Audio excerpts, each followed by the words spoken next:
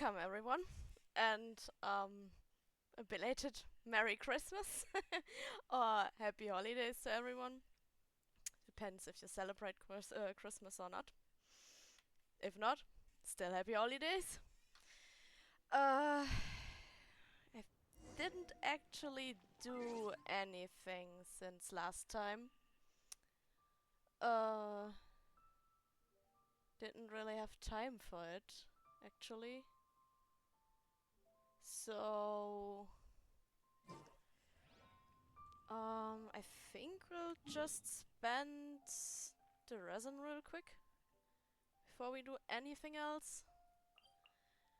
Since we do need a level up anyways to continue the story. So that should help as well.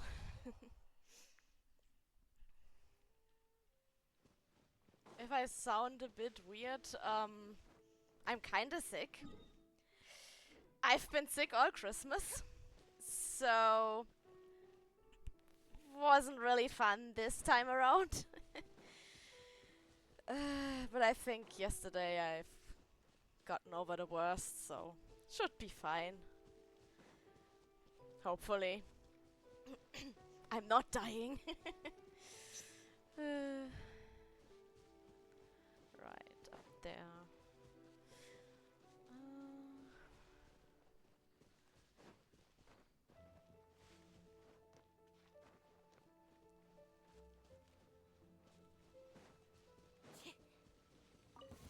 There we go. By royal decree. I actually think we can unlock the housing system. And if these ley lines aren't enough to give us the level up, I think we might do this next. Over here. I'm a big housing fan anyways, so should be fun. Dodge this. Oz, reveal thyself. As you.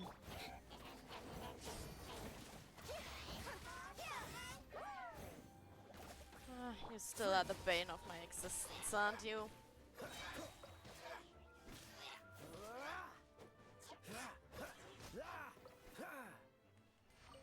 What's the hurry? At least fire shouldn't be that much of an issue anymore, since we do have Barbara now as our healer.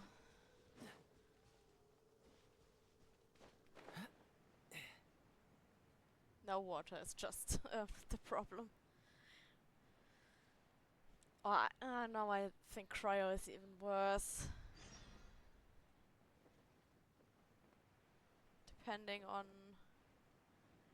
which enemies they are, because some of them work well with electro, obviously not you, and the others really do want pyro, but we don't have that in our team.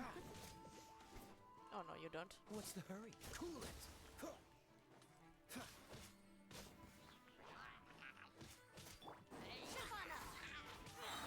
Cue the spotlight. Don't push your luck. Oh, so soft.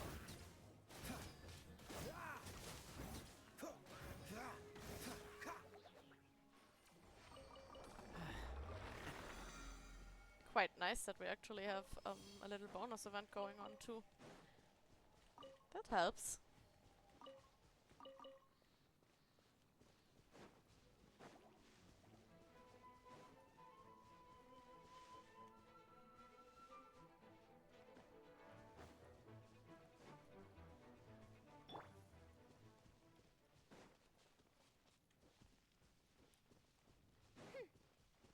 I really need to collect more of the Ocules. This stamina situation is an issue. Freeze. This moment will be frozen in time. But I really think it's quite boring if I'm running around and only collecting the Ocules. That tingle? Midnight Phantasmagoria. Cool it.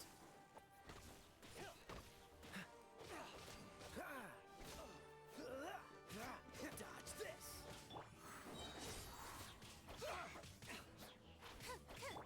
By royal Freeze. What's the hurry? Oh, so sorry. let the magic begin!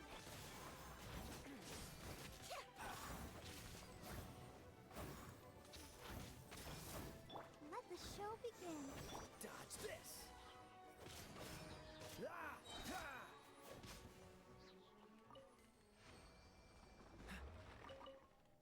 What's the hurry?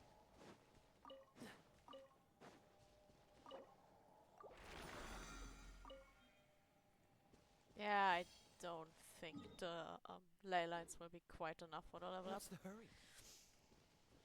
But we'll see. Enough side quests to do on the map anyway, so we shouldn't struggle that much with getting our level up.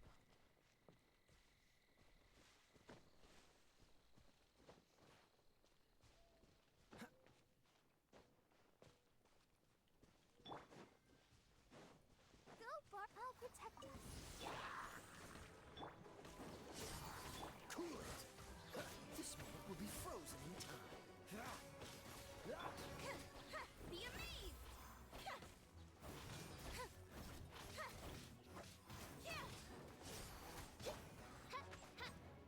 Wings of darkness, come, sever night from... Freeze.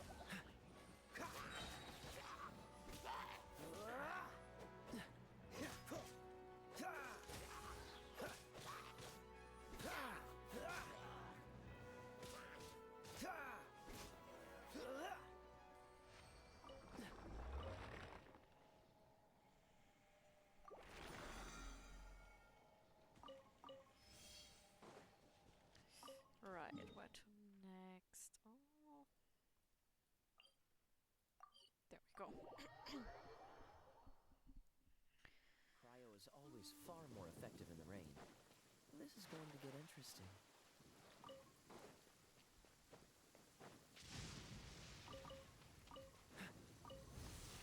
Cool it. Let's dance.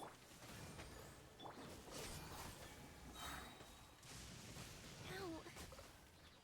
Let the magic begin!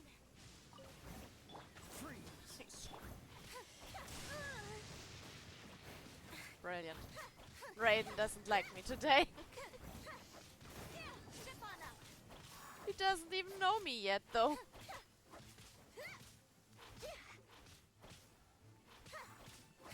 Dodge this. Don't get frostbite. Ah. Another of those cryo retroswine, mini retroswine thingies. Shadow Raven, let night fall! You don't like me, do you?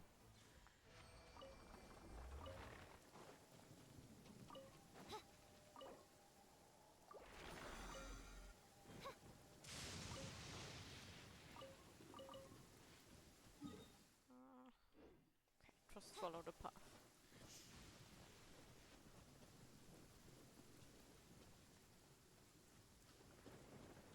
Yeah, I should probably tell Miku to bring her something sweet, huh?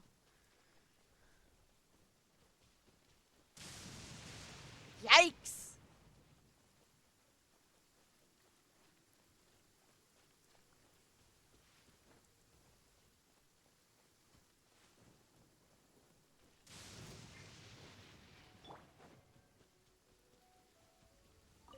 I'll protect us.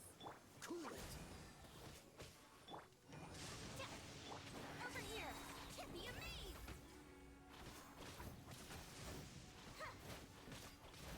Dodge this. Oh, so sorry.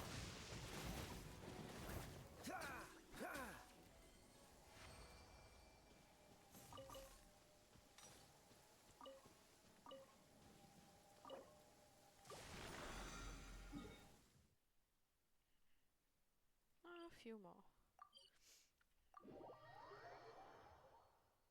Should really start farming the mats for the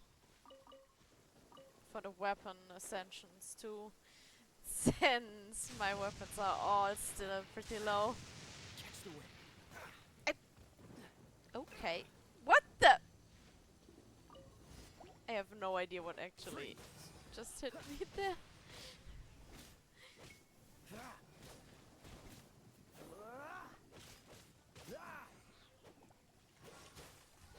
Let the show begin.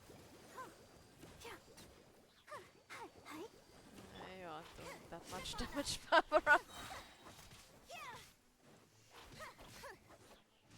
Let the magic begin. Cool it. By royal decree. Over here.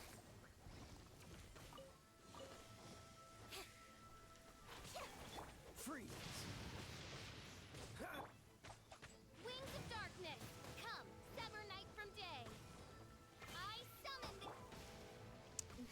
No, don't climb the tree. I know you are a cat girl, but no tree climbing in the middle of the fight.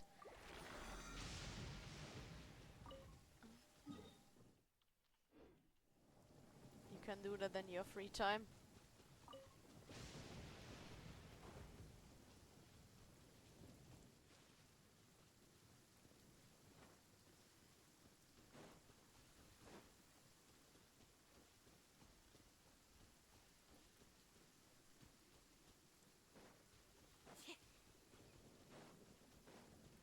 Trip on up.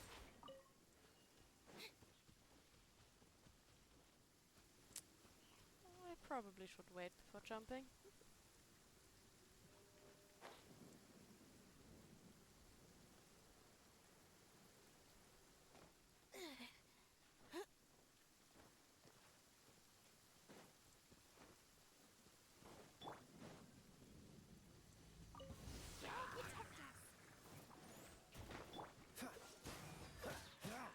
Don't get frostbite.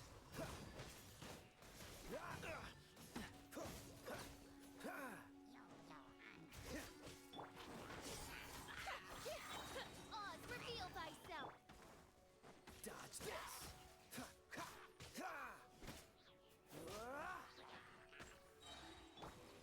Be amazed. Cool it. This moment will be frozen in time. What's the hurry? Over here.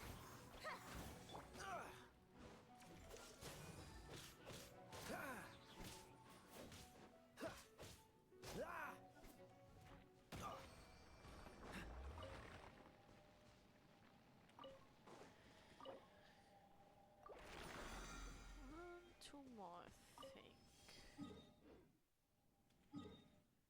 Yes.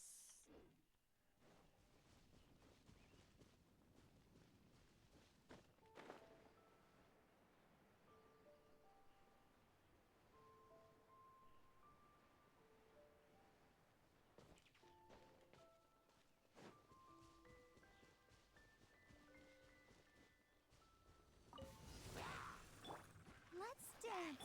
By royal decree. Trip on up. Freeze.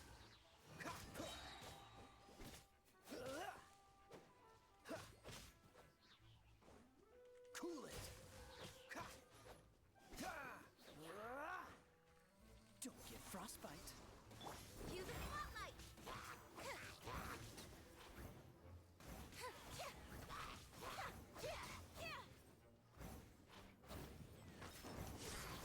Didn't quite do it. I'll protect us.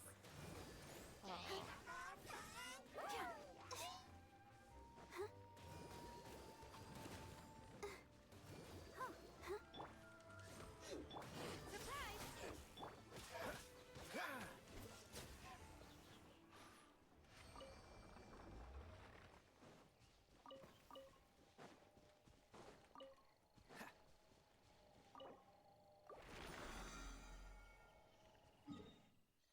And one last one.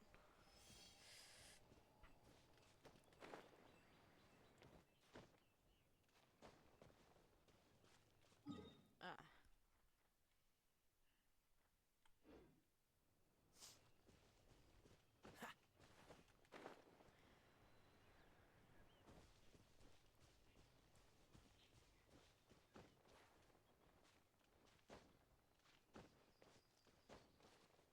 That one really doesn't like me. Wants me to climb, huh?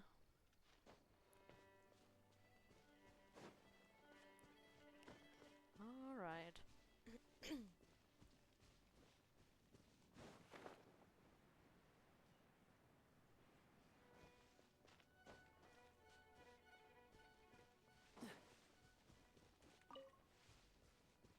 What's the hurry?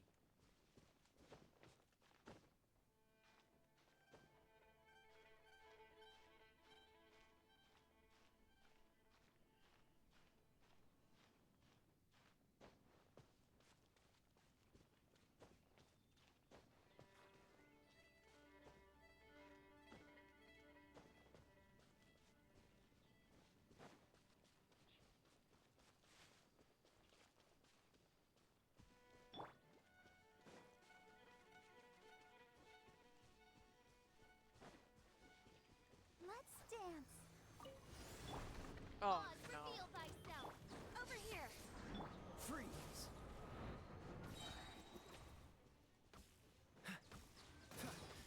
This moment I will be really don't frozen like in these. time. Cool it! But we do have someone with a bow this time, so shouldn't be that much of an issue.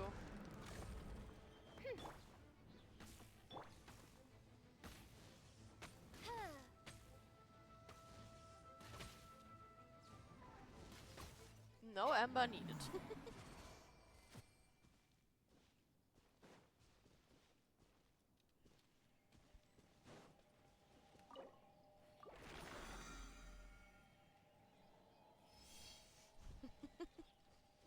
You are stuck with her, so I don't necessarily need her. Oh, no, they want me to click them. Okay. Let's get rid of all of this too. And what else? You.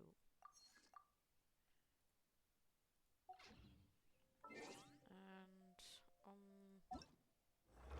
you.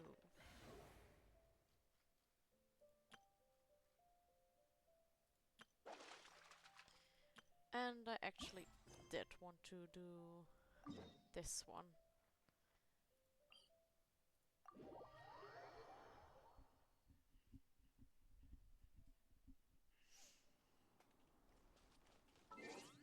Since we do need a bit more experience for our level up.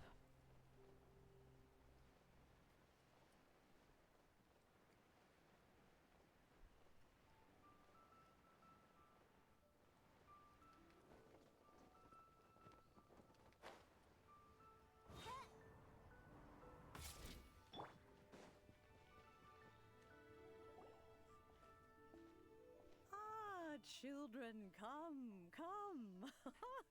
You've arrived at just the right moment. I've been looking for you.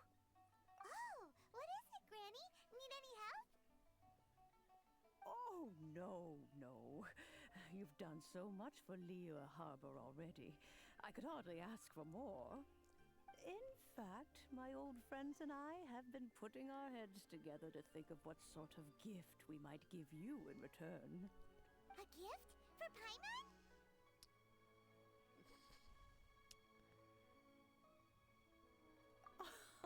Oh, child, you are so very modest.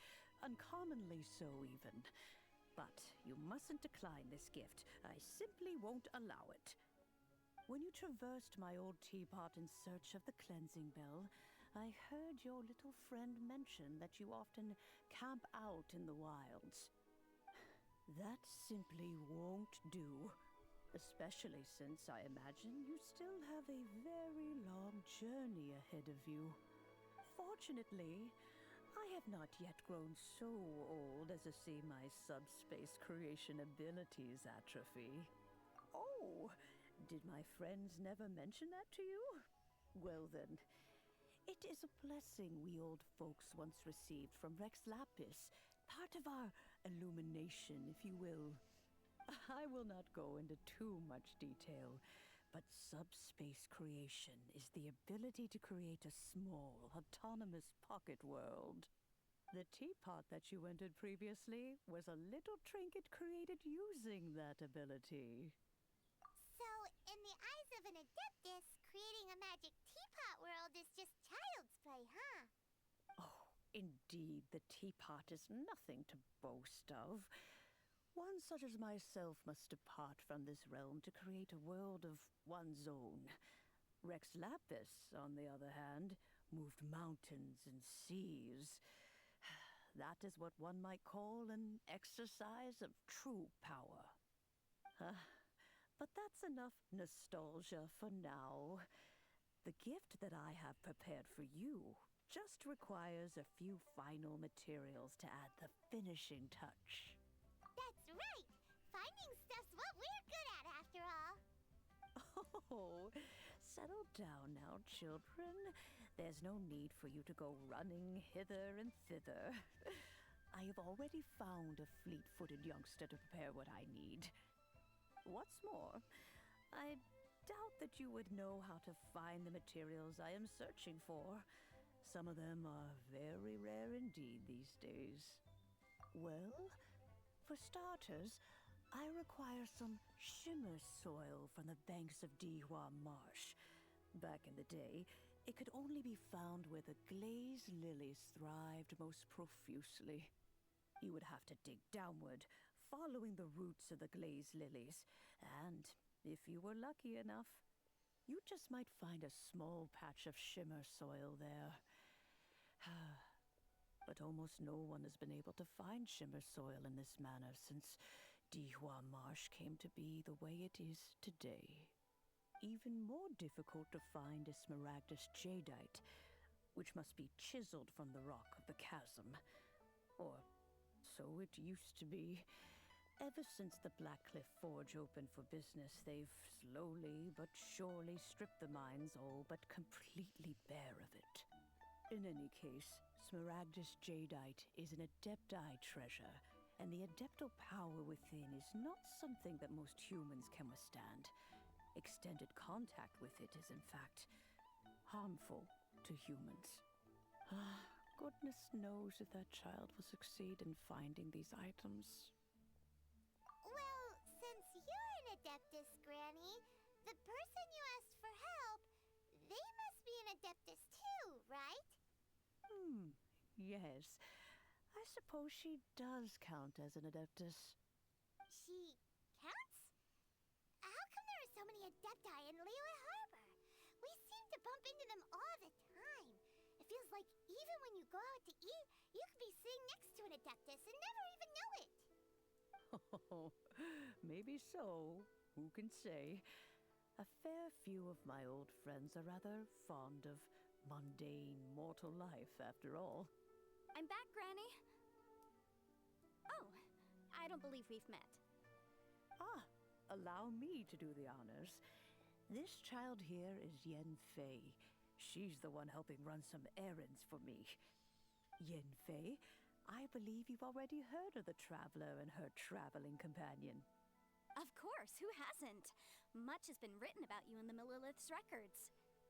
You became one of Liyue's most wanted after the Millilith marked you as a suspect following the incident at the Rite of Dissension. After which, you fought off the Millilith at Julian Karst and made contact with the Fatui.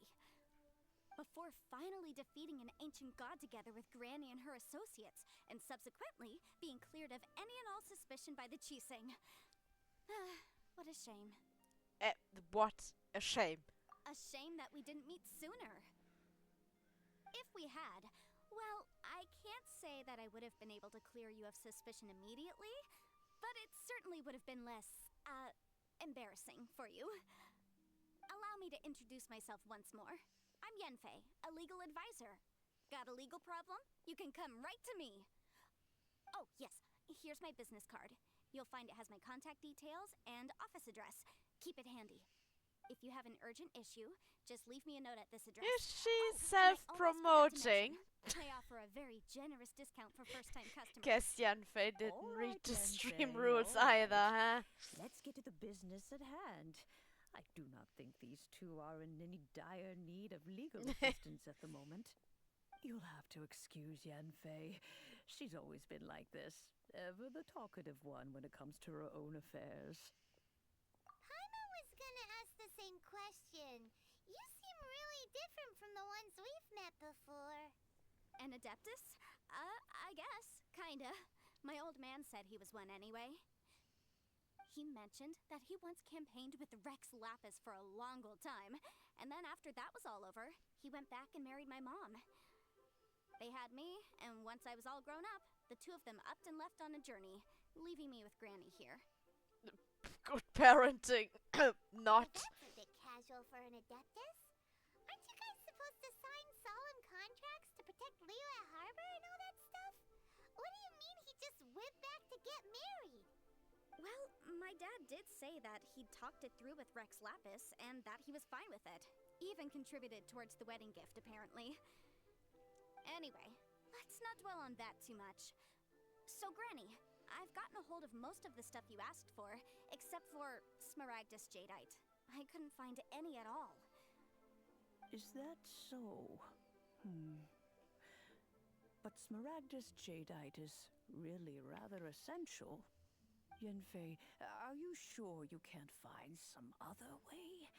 They have helped Liyue greatly after all. It is only right that they are duly rewarded. I know, Granny, you've told me 1,000 times already.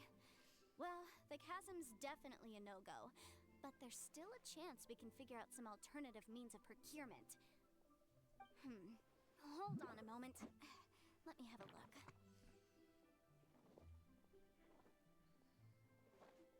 Whoa, that's a really thick book. What kind of things do you write in there? Commercial consultancy. Or Snezhnaya. Ah, found him. Crossel. A Snezhnayan merchant who once came to me with some legal queries on certain articles in the legal codices. If my memory serves, all of them had to do with rare ores. He mentioned that he was considering acquiring some Smaragdus Jadeite to make hairpins, and wanted to know if there were any legal ramifications that he should be aware of. Said he was planning to sell them in Snezhnaya. So, I guess I'll go look for him. With any luck, he'll have gotten his hands on some Smaragdus Jadeite, or might have an idea of where we can find some. Oh, you want to join me? I suppose that's no problem, but it's best if you just stand by and watch. If you try to get involved, you'll only risk placing yourself in legal jeopardy. Again. Wow, an Adeptus imploring us to avoid incurring legal liability. That's a first for sure. Best we be a little more careful than usual while we're with her.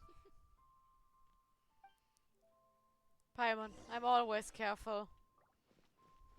It's you who can't keep her mouth shut.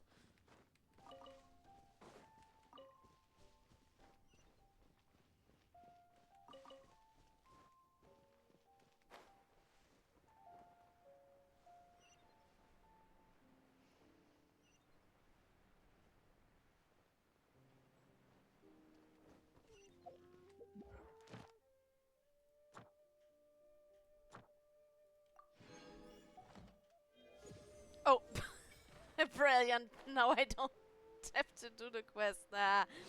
We already started it, so let's do it. Hello, Mr. Crossel. How's business been? Oh, good, very good. All thanks to your advice, Miss Yanfei. What brings you here today? You're too kind. I was simply doing my job. Now, I believe that the last time we met, you mentioned that you were looking to source some Smaragdus Jadeite to make hairpins. Have there been any further developments on this front? Well, yes. As a matter of fact, in the end, I did acquire a small piece of Smaragdus Jadeite and had it fashioned into a pair of hairpins. Miss Yanfei, might I presume that you have an interest in the hairpins? I must apologize. I've already rented them out to a lady named Xiao. If you'd like to inspect them, you may have to wait quite some time. Wait, isn't Smaragdus Jadeite really rare? Aren't you worried about the hairpins getting damaged or lost while they're being rented out?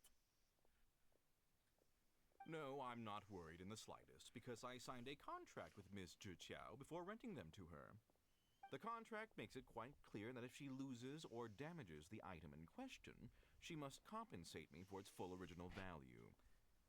In return, I included a clause that guarantees the Smaragdus Jadeite is genuine, with a penalty of 10 times the item's value payable by me to Ms. Zhiqiao in the event that it is shown to be a fake. Guaranteed genuine, with 10 times the value payable if this claim is shown to be false. Yes, these terms are very clear indeed. Of course. This way, both the client and I have the assurance we need. To ensure fairness, each of us has retained an original copy of the contract. In that case, might you know where Miss Zhiqiao lives? We'd like to pay her a visit and have a look at the hairpins. Oh, of course. She wrote her address down when we signed our contract. Here, I'll mark it on your map for you. Thanks a lot, Mr. Crossell. We'll be off now.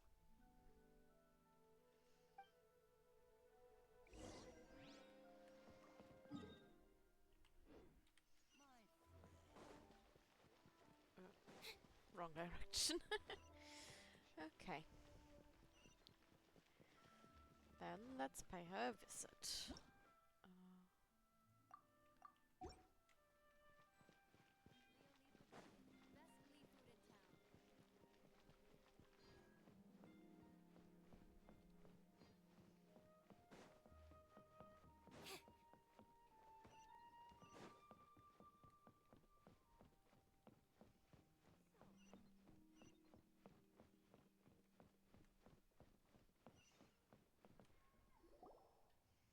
Oh, whatever shall I do? Yes, that's me. Is there something I can help you with?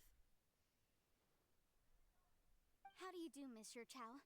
We understand from Mr. Crossell that you recently rented a pair of hairpins from him. My associates and I are very interested in them. Would you mind letting us take a look at them? The hairpins? I can't lend them to you right now. I've lost them. I don't know how it could have happened. I always kept them right by my side, and I hadn't even worn them yet. I spent so much money on them. If I have to pay their original value, there's no way I could come up with that amount of money on such short notice. My family is in the ore business too, but business has been suffering ever since the chasm was sealed off. We now have a backlog of paid-up orders just sitting around, so we've been having to purchase some stock from other ore merchants to complete them. A big banquet is coming up in a few days, and several ore merchants I know of will be there. I need this opportunity to mingle and discuss prices. That's what the hairpins were for, to keep up appearances. I can't have them looking down on me. But now that I've lost the hairpins, what will I do? Why does Paimon have a sudden strong sense of deja vu? Would you really? I sent a commission to the Adventurers Guild, but I haven't heard anything back from them yet. Hold on. Don't run off looking for the hairpins just yet. Miss Zhiqiao, would you let me have a look at the rental contract you signed? Huh? Well, I mean, sure, I have it right here. Here you are. Let me see.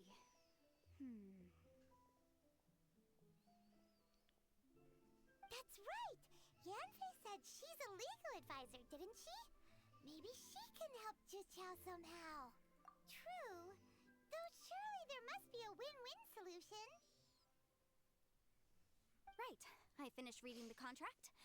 The terms are very clear, and they do indeed stipulate that you must pay Mr. Crossell the original value of the hairpins as compensation for the loss. Furthermore, the contract also expressly states that the amount of compensation must take current market prices into account. And given the rarity of Smaragdus Jadeite, I fear that the final amount of compensation may end up being significantly higher as a result. Even higher? Oh, no. Uh-oh.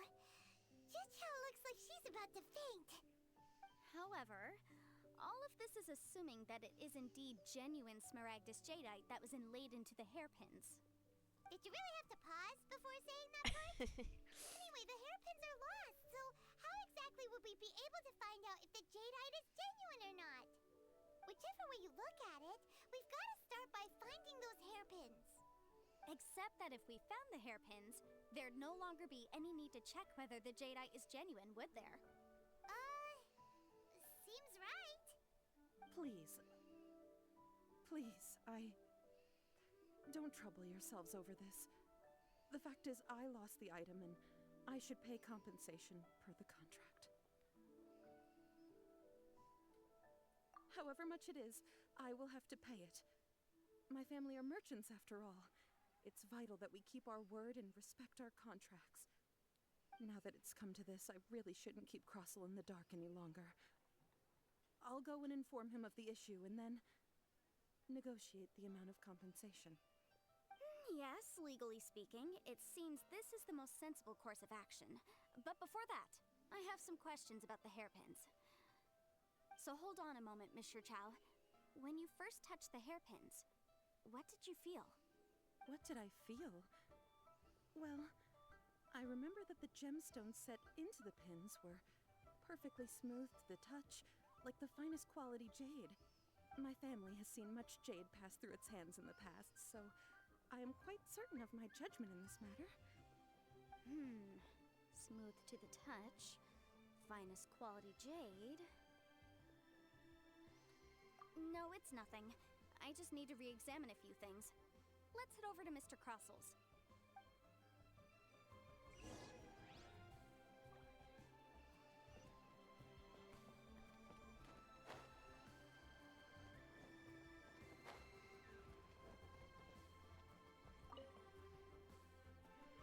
Ah, Miss Yanfei, you've returned. With Miss Jiqiao in tow, too, I see. How are the hairpins? I trust you're quite satisfied with them? About that.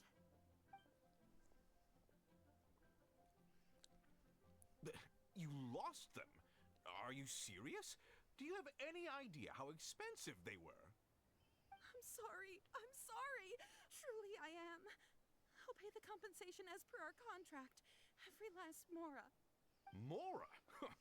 Do you have any idea what I had to go through to get my hands on that Smaragdus jadeite? I just don't... Forget it. Talking won't bring them back. Since Miss Yanfei is here, I suppose we can just have her estimate the amount that needs to be paid. No problem. But before I can give an official estimate, I'll need to do a little market research. Yes, and if I may just confirm again, it was in fact genuine Smaragdus jadeite inlaid into the hairpins, correct? Of course. Genuine article guaranteed, or I pay back 10 times the value. All right, understood. I'll conduct some market research, and once I'm back, I'll provide an official assessment of the sum owed by Mr. Chow in compensation. Please wait here, Mr. Crossel. Thank you very much. How could she lose my hairpins? She'd better pay every last mora that they're worth.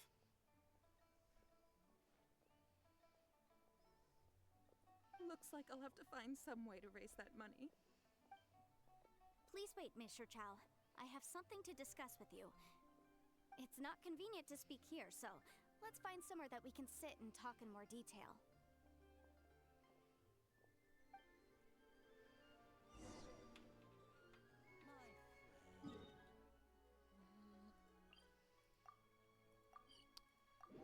Let's just pod over, that'll be quicker.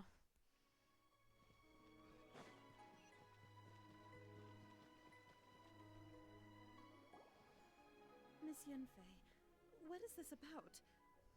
Are you here to tell me how much I owe? No. What I wanted to talk about is, there is a chance that the ore inlaid on those hairpins may not be Smaragdus jadeite after all.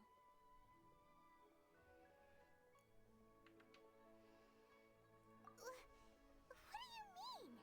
Are you implying that you already sneaked off and found them? Obviously not. I'm no adventurer, let alone a member of the guild.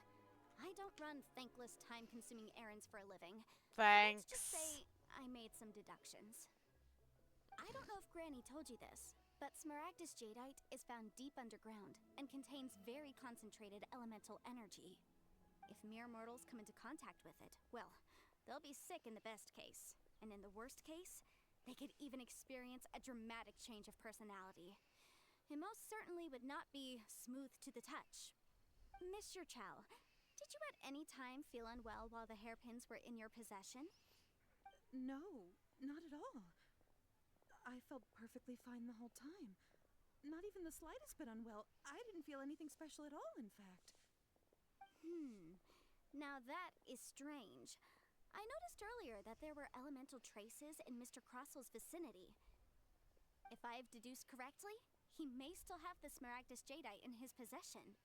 If that's the case, we should go confront him right now and expose his dirty scam right to his face!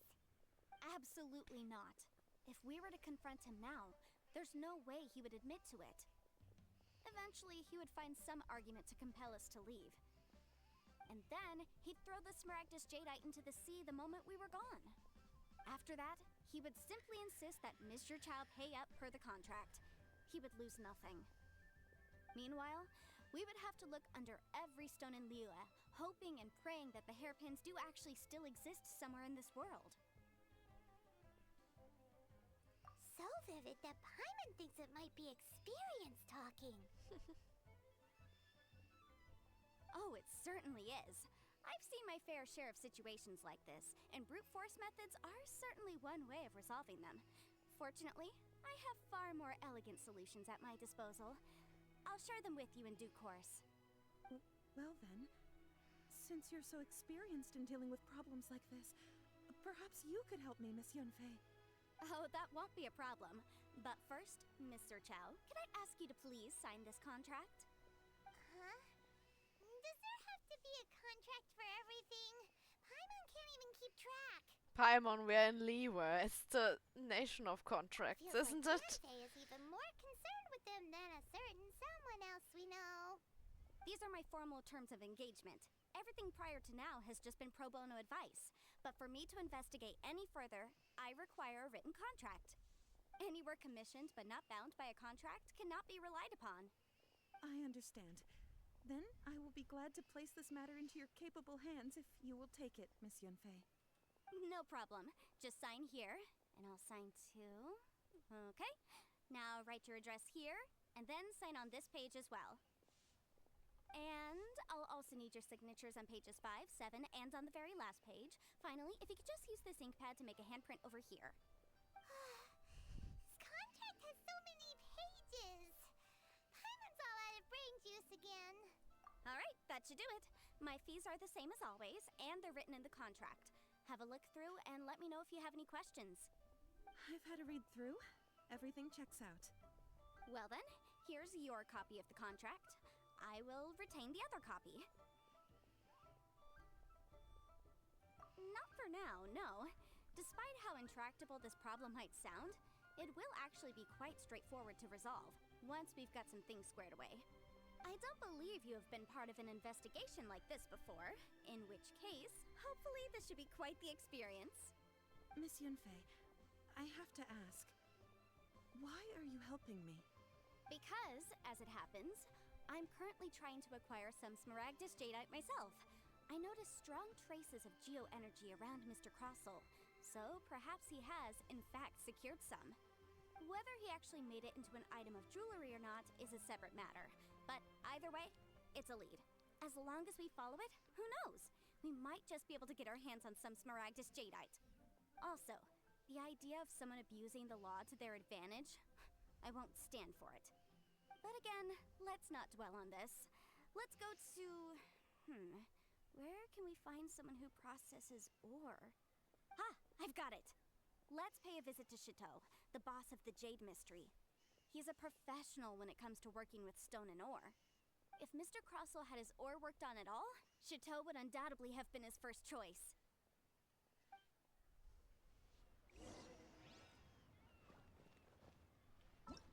This... Oh, it's telling me to do the... Yeah, no. But we aren't gonna... Oh, come on. We are not going to do these. It's not going away.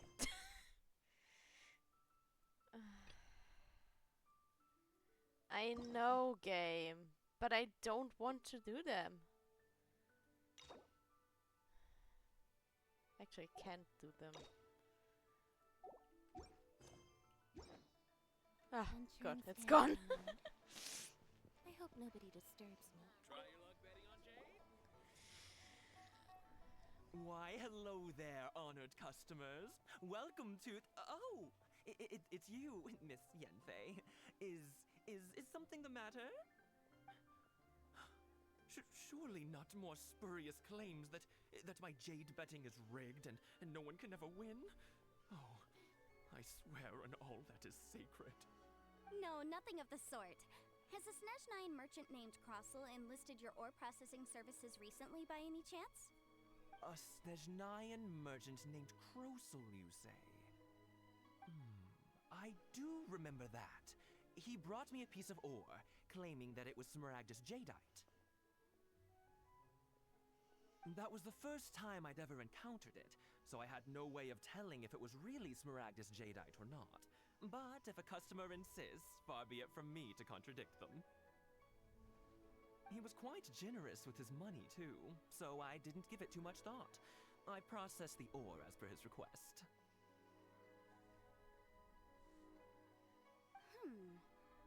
Do you have any leftover debris from your work on it? Why, yes. It was my first time encountering this ore, after all, so I kept a few loose shavings to study myself later. They're right over there, in fact. Thank you, sir. We'll take a look at them.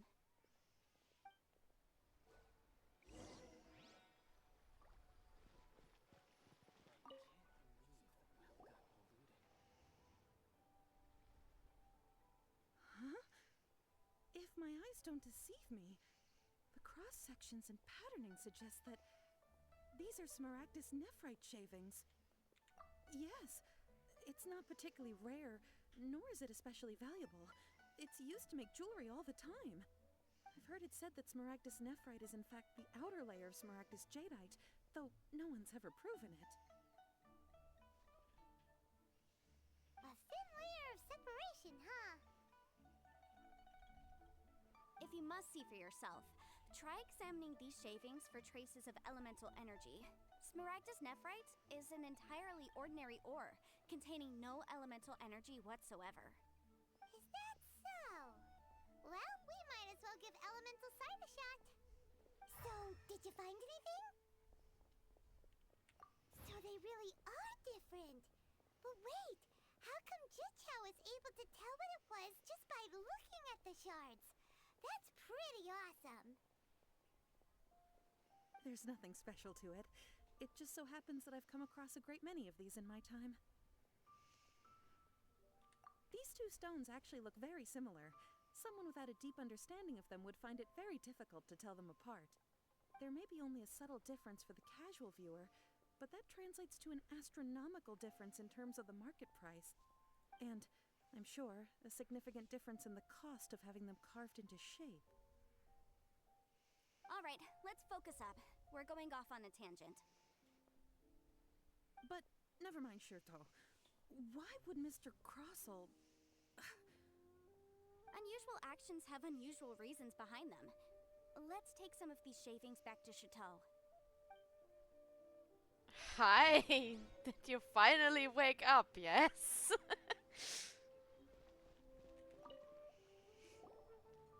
Miss Yenfei? Might I be so bold as to inquire, If you could just confirm for me once more, sir. Mr. Crossel did indeed claim that the ore he brought to your store was in fact Smaragdus jadeite, did he not? Yes, that's right. I still have a record of the job with me, in fact. Here. It says quite clearly, 1 chunk Smaragdus jadeite, uncut. Then I have no further questions. But could I borrow the processing record and these stone shavings?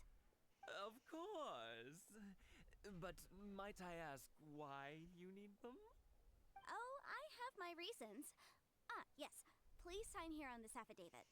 This document shall serve as signed proof that these stone shavings originated from the, ore that Mr. Crossel brought to your store. Please read it carefully. Yes. I see. I see. Forgive me for asking again, Miss Yanfei, but might I know the nature of the incident on this occasion? I wouldn't say there's been an incident, just a minor issue. Thank you, sir. I'll take these with me. With this hard evidence to back us up, Crossel won't dare try to deny what he did. On the contrary, this is far from sufficient to build a case. We need to find something a little more compelling. If you want to make jewelry, you need a professional jewelsmith. Let me think. Jewelry. Nope. Aha! Got it! Sinxie. She often helps people to find a jewelsmith. Let's go pay her a visit. Well, that was quick. How come you know so many people? Because lots of people come to me for legal advice every day. As you know, Liyue Harbor is the city of contracts. And contracts, well, I should say laws, are very important to us.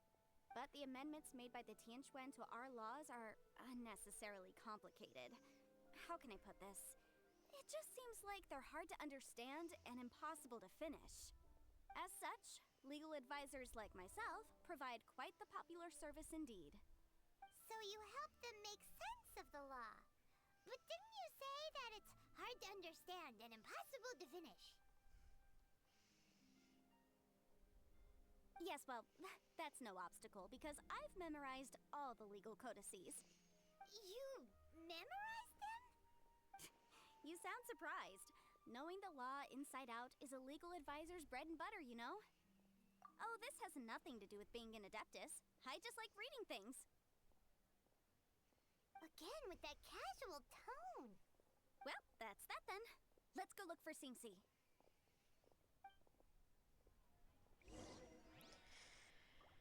We. I'm pretty sure it does have something to do with being an adeptus.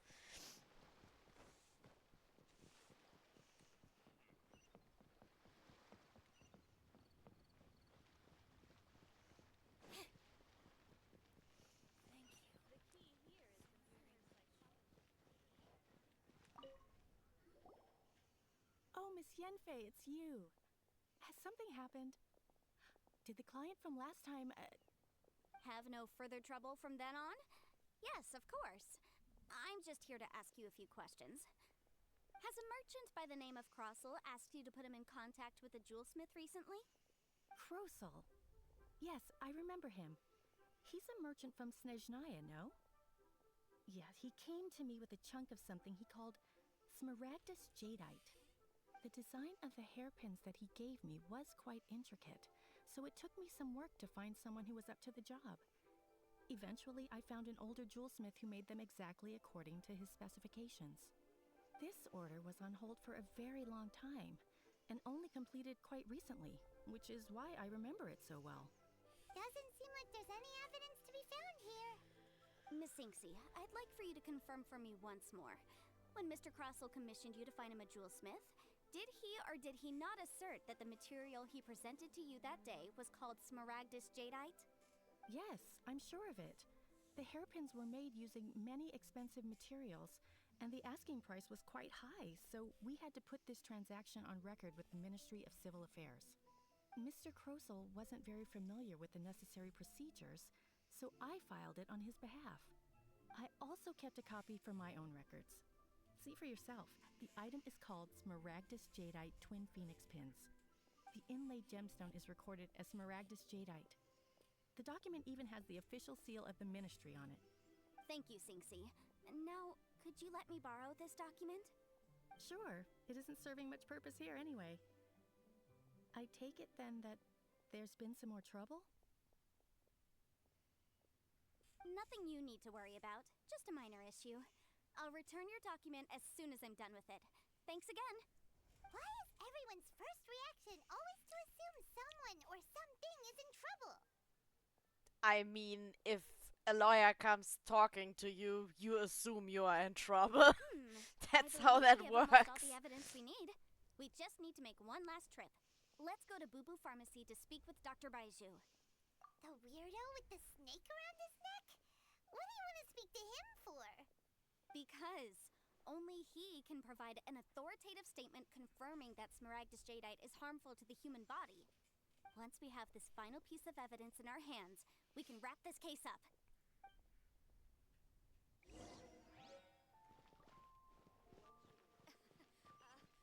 Join the Adventurers Guild.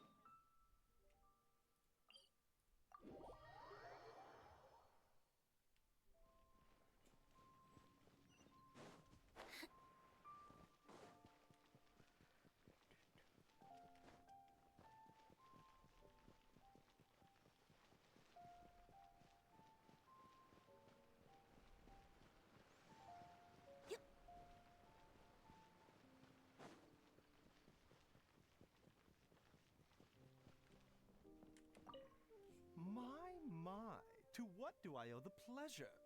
Though I'm afraid that if you're looking for our little Chi-Chi, she's out gathering herbs. And if it isn't Miss Yenfei as well, now that's an even rarer honor. What business brings you here, might I inquire? Some charlatans peddling ineffectual medicines again, no doubt? No.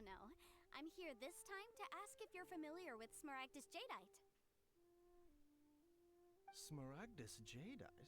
Why, yes, there is some information about it included in the 6th commentary on the 7 Mountain Treatises. The 7 Mountain Treatises states that this substance springs forth from stone marrow within the mountains, and will bring disaster to any mere mortals who touch it. It is abundant in elemental energy, so if someone without a vision is in contact with it for a prolonged period, best case scenario, they fall ill. Worst case scenario, they'll suffer great changes in personality, and their illness will only ever get worse. Anyway, I'm sure you didn't come all this way just to chit-chat. Knowing you, Yenfei, and given the specific nature of your question, I suppose that you're about to ask me to write an official affidavit attesting to the pharmaceutical peculiarities of Smaragdus Jadeite? That is indeed the case. If you would be so kind, Dr. Baiju. No trouble at all. It's just a single document. Won't take me a moment. I would mention, though, that you are not the only one who's developed a curiosity for Smaragdus Jadeite recently.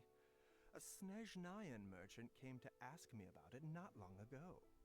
But after I gave him my reply, his expression shifted to one of remarkable disappointment.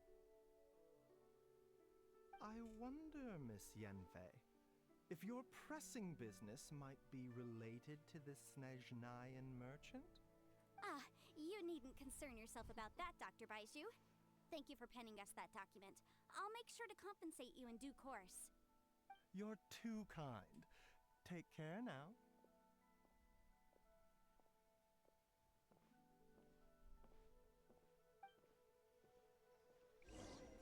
That Baiju guy is as weird as ever. He isn't weird. I quite like him, Paimon. Is it just Paimon, or does it feel like he was fishing for something back there? Dr. Baiju's always been like that. Well, we have the evidence we need. Let's go find Mr. Crossel. Miss Yanfei, have you finished your investigation? I trust you will now be in a position to assess the compensation due. Yes, my investigation is indeed concluded. I can now provide a final figure for the amount payable. Wonderful. Well then, please, could you do the honors, Miss Yanfei? Of course. According to the stipulations of the contract, Mr. Crossel, you must pay Mr. Chow 10 times the original transaction price in Mora. Sure.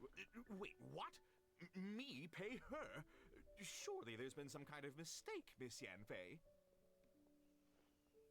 Not at all.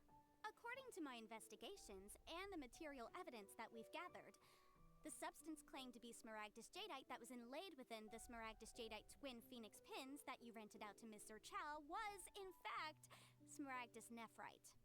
Now, the contract states very clearly that 10 times the price shall be paid should the article not be genuine. Accordingly, you are liable for this sum, which is payable to Mr. Chow in Mora. Material evidence? What material evidence? Why, Miss Yanfei, you cannot frame me like this. I spent a huge sum to obtain that Smaragdus Jadeite, and yet you claim that the ore inlaid on the hairpins is somehow fake? I demand to see your evidence. Indeed. Only a testimony from an expert witness involved in the processing of the ore can serve as an authoritative assessment of whether it is genuine. Traveler, please produce the evidence in question. This is a processing record from the Jade Mystery, along with stone samples and an affidavit signed by the business owner's chateau. Seriously? Even the boss there couldn't differentiate between Smaragdus Jadeite and Smaragdus Nephrite. How does this prove anything? In any case, Smaragdus Nephrite is the outer layer of Smaragdus Jadeite. So I had him cut away the Nephrite, he returned the valuable Jadeite core to me, and some Nephrite samples remain in the store. What am I missing exactly? That's an unsubstantiated belief. Well, your claim that my ore is fake is just as unsubstantiated. And we are here to talk about evidence, aren't we? Ugh. Looks like our first piece of evidence didn't convince him at all. Seems like he came prepared. What should we do next? Hard evidence, something legally binding. We have just the thing. Show him, Traveler. This document proves that my hairpins are the real deal, doesn't it? This is the Ministry's seal, after all. It shows that the ore inlaid on the pins is indeed Smaragdus Jadeite. Our second piece of evidence didn't work either. And this guy's getting more belligerent by the second. You know, you could be right. Perhaps the hairpins are the real deal after all. Of course I'm right. All the evidence shown supports my story. Well, hang on a moment now, because I do recall one final piece of evidence that we haven't revealed yet. Traveler, would you do the honors? What's this? Smaragdus Jadeite springs forth from stone marrow within the mountains and will bring disaster to any mere mortals who touch it. Sustained contact with Smaragdus Jadeite over a prolonged period will, in less serious cases, cause a mild malady, while in serious cases, the patient may suffer a dramatic change of personality and fall seriously ill. Mr. Crossell, were you aware of these peculiar properties of Smaragdus Jadeite? I had no idea. No idea, you say? I'd guessed as much. But for you to have rented out such a dangerous item, I'm afraid that this falls outside the scope of my work, but within that of the Ministry of Civil Affairs. However, I'm sure that the Ministry will be relatively lenient considering that, as you say, you were ignorant of the danger you posed. Don't worry, Mr. Crossell. I will make sure that all the evidence presented here will be handed over to the Ministry. I trust that you'll give them your full cooperation in their investigations. What? Wait! I knew. Oh, so you knew? Oh, dear Mr. Crossell. But if you knew of Smaragdus Jadeite's dangerous properties beforehand, why would you... Huh? No, The hairpins aren't actually inlaid with genuine Smaragdus Jadeite? Is that what you were about to say? You do understand, Mr. Crossell, that this means that you will have to pay Ms. Chow 10 times the original price in Mora? Mr. Crossell, your answer, please.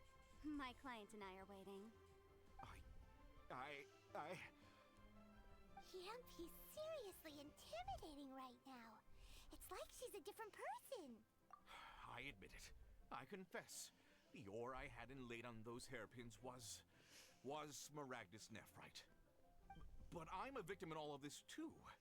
I invested a great deal of time and money into acquiring that small amount of Smaragdus Jadeite, in the hopes of turning it into a piece of jewelry that would fetch a fine price.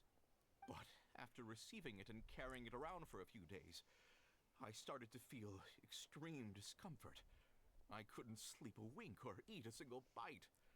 I was in a constant state of agitation, too.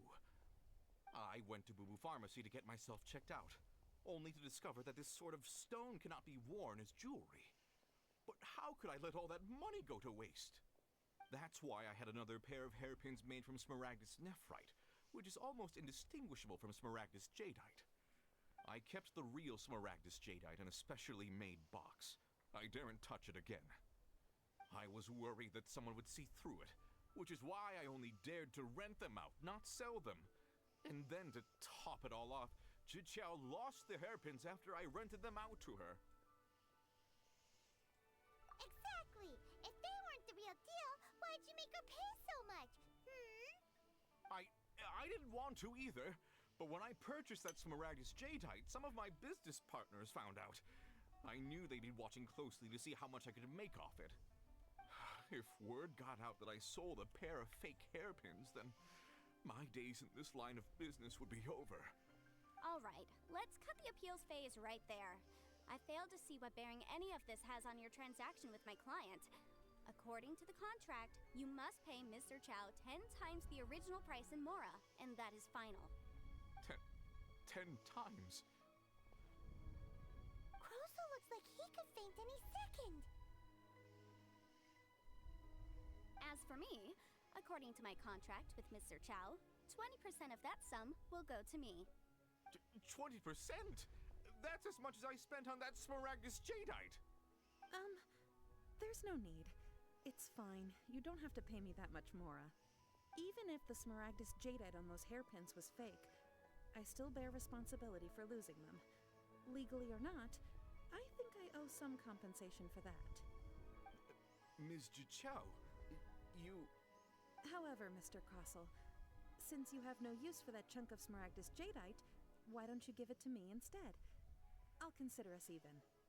What? But all right then.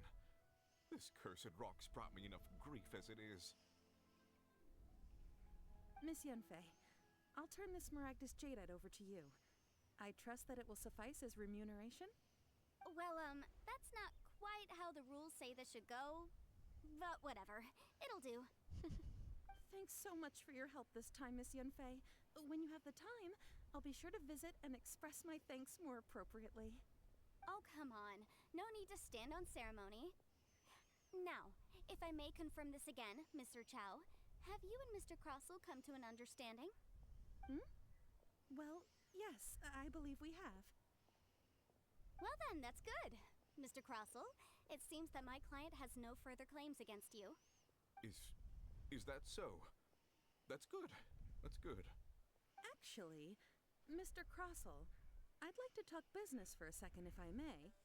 I could see from the hairpins you produce that you're very skilled in jewelry design.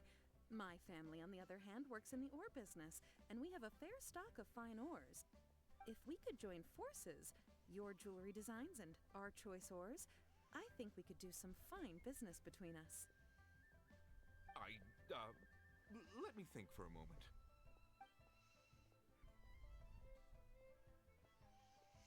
Well, that's that.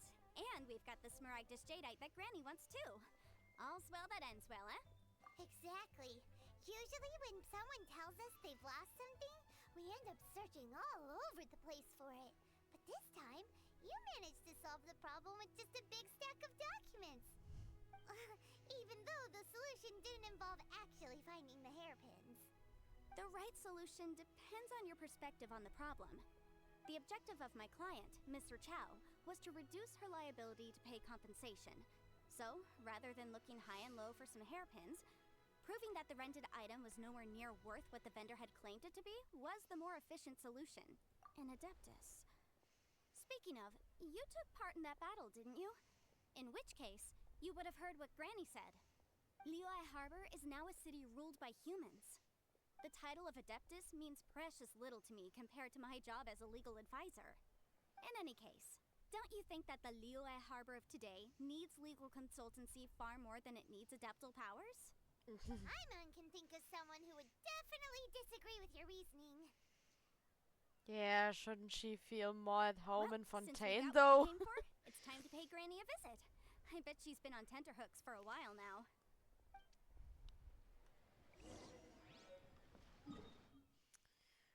Okay.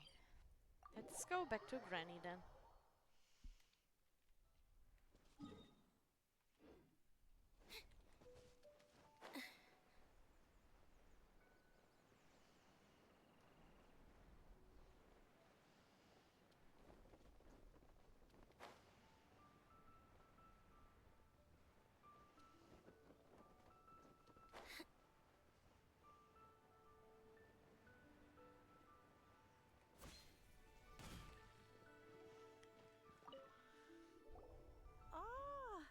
returned.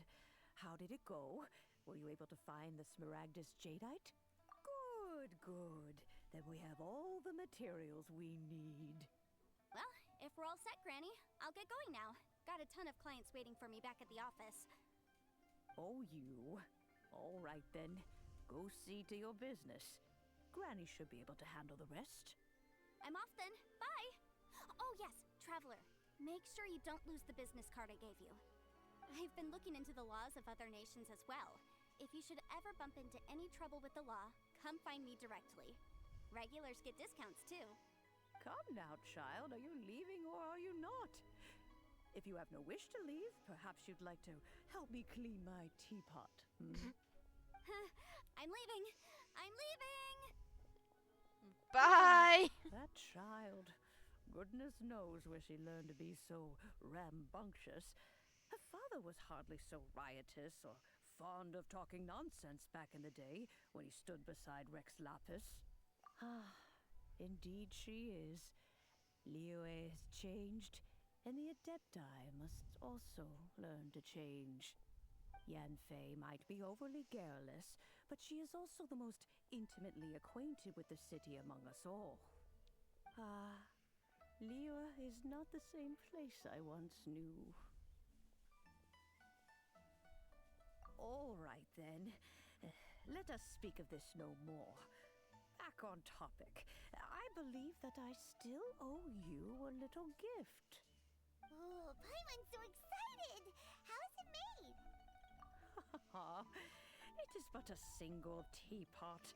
It shan't take long at all. Just wait here for a moment.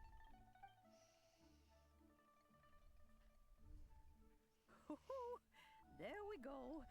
This Serenity Pot is all yours now. Hold it firmly. If you were to drop it, oh goodness, who knows what might happen. Take these blueprints with you as well. You'll need them if you wish to make your teapot a little more lively inside. Wait a minute, Granny. How exactly are we supposed to use this teapot? Oh, you needn't worry about that. I've already arranged for a certain little helper to await you within this teapot. She will explain everything you need to know about it.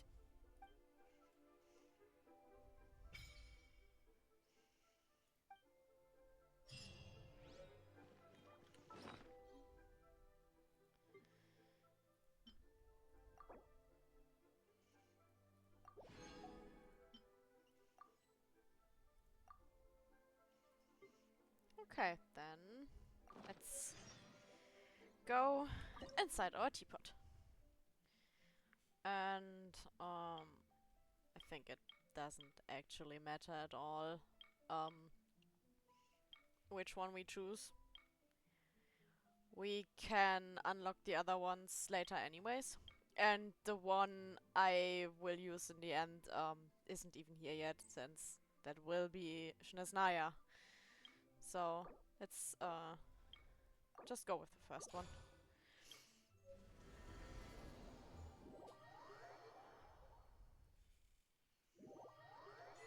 Wow! This teapot seems even bigger inside than Madame Ping's! There's even a great big house in the middle, too! Huh. But there's just a whole load of nothing around it. Paimon can't do that! Well, you're the one with the sword anyway! You do it! Still, why is it so empty here apart from that house? Oh, wait a second. What is that?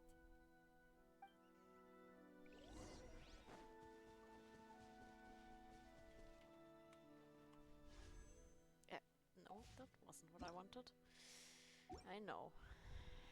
When we are here, we are always technically in multiplayer. Wow, it seems that we have a visitor. It's a huge finch! Excuse me, I am not a finch. I am a teapot spirit, and you may call me... hang on a moment. What am I supposed to be called again? Oh, call me.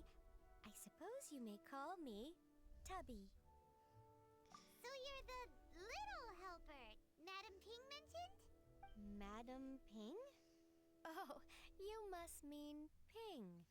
Yes, she did summon me here. She told me much about you. You may leave all matters regarding the upkeep of this realm to me.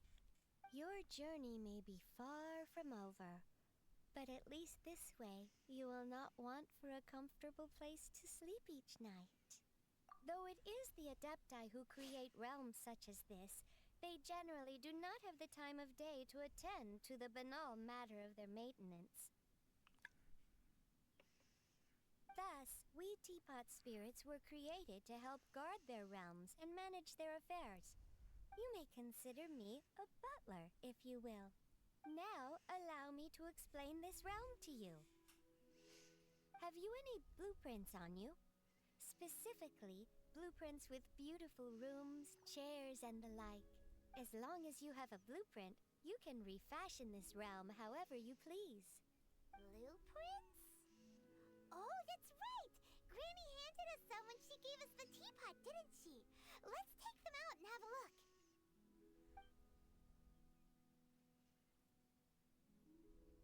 Yes, these are the blueprints I'm talking about. Go on, open them up. Just commit the image of the objects to memory and prepare the necessary materials. Then simply release the thought from your mind and the object in the blueprint shall appear within this teapot. Wow! Is that all it takes? Then we could build a whole city inside, couldn't we? I doubt it. A golden-eyed adeptus explained this to me at some point in the past. He said that even though subspace creation is a product of adeptal power, even that has its limits. This world is not a true one, after all. It provides merely a moment of brief respite from the mortal realm, not a means of escaping it entirely. A golden-eyed adeptus? Paimon wonders who could that be? I hardly remember myself.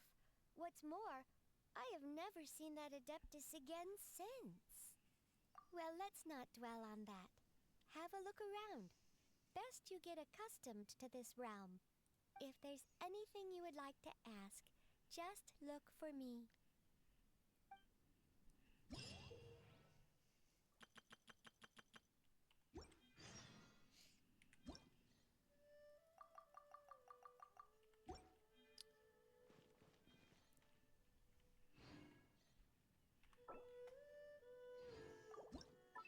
Right, okay. Gecko, if you are still here, you unlocked this yourself quite recently, so, you know you have levels here, right? So, the way I did it the first time to just level it up rather quickly is just, the blueprints you get, build everything at least once, because that gives you experience. Maybe you... And for the beginning, you don't really actually decorate. You just put down as many furnishings as you can, since that gives you points for the rank. And once you've unlocked the ranks you want, you can then start actually decorating the way you want.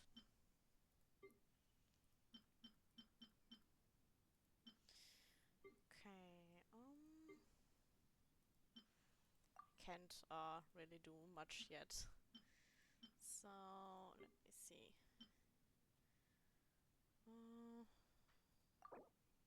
Let's do a little bit of everything.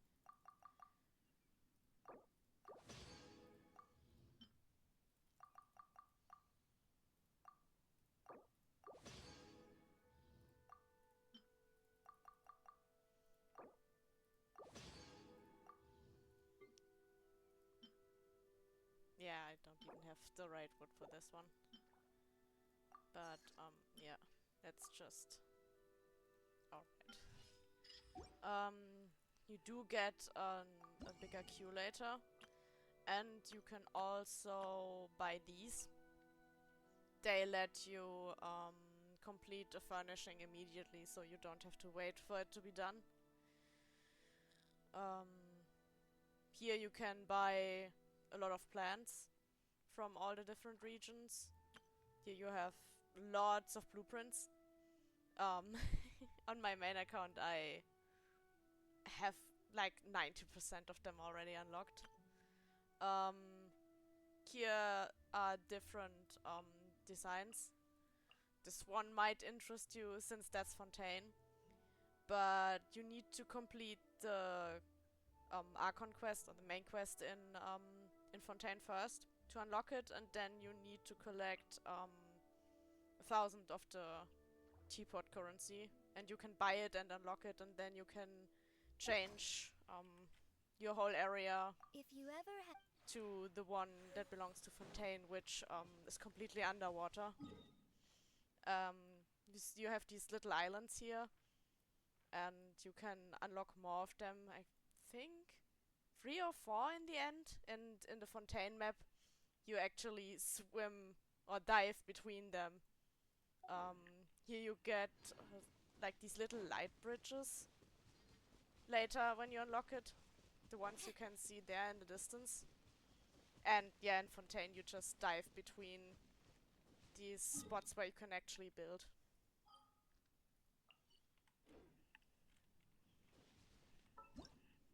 So you might like the Fontaine one a lot. Did have... yeah. Let's just place that somewhere. Doesn't really matter where. Yeah, and all the other stuff I actually need to buy first. Oh, hi! Hello! Thanks for the lurk. I might need to adjust that comment. That seems to not be working quite right. But hello and thank you. Right, you can actually also place down your companions. You can only start with one. You'll get more of them later, and then you can actually go talk to them, and depending on what friendship level you have with them, they have a few different things to say when you go talk to them. Well, hello. I didn't expect to see you again so soon. Oh, I feel quite at home already. Although, I feel that at home doesn't express my feelings in their entirety.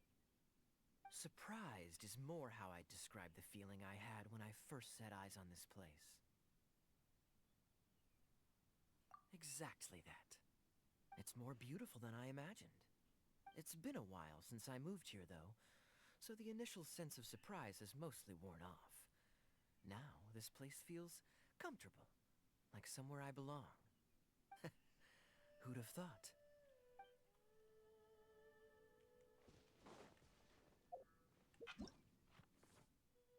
Oh, right, you actually do also have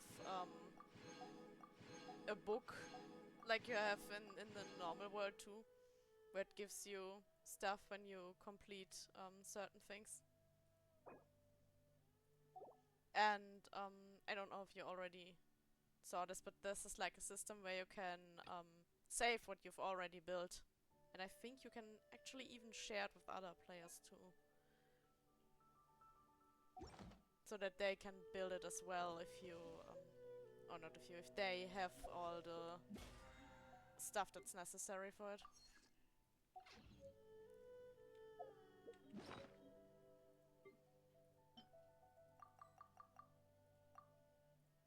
Seems Linny is saying some strange things again. It's really worrying. Oh, and these things, they are actually music you can put on in your housing area too. If you like find them, you can unlock the music that belongs to them, and you can buy Maybe you're... I'm not sure what it's called, but it's basically some kind of jukebox where you can then play the music you want to play instead of nothing or the default one. Might be in here. Where is it? Yeah, I think these should be the ones. For the beginning, they might be quite expensive because you don't have too much of the currency. But yeah, these allow you to play the music you have unlocked. But I mean, you don't really have to do anything to get the currency, you just wait and it collects on its own.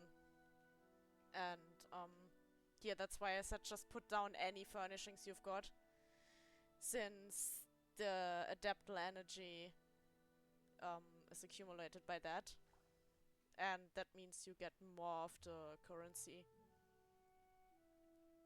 And I think it actually just saves the highest energy you ever had. So even if you take the furnishings down again because you want to rearrange them and you might have less, it still stays on your rank. And what else is really cool too, if you have more styles unlocked, you can switch them. And you do not have to take down the furnishings you have in one of them. You just switch it and you can use all the furnishings again. Even though they are still technically in the other one, it just doesn't take them down, but you can still use them in all the other ones. So you can unlock all of them, and you can decorate all of them, and switch as you want and not lose any of the stuff you've actually built. Which is a super cool system. If you ever...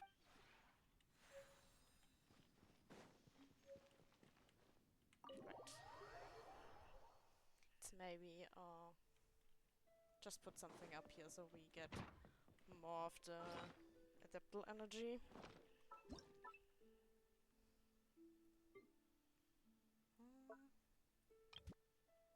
Right, just... Oh, wait, I might actually... Ah, no, I don't have to set that.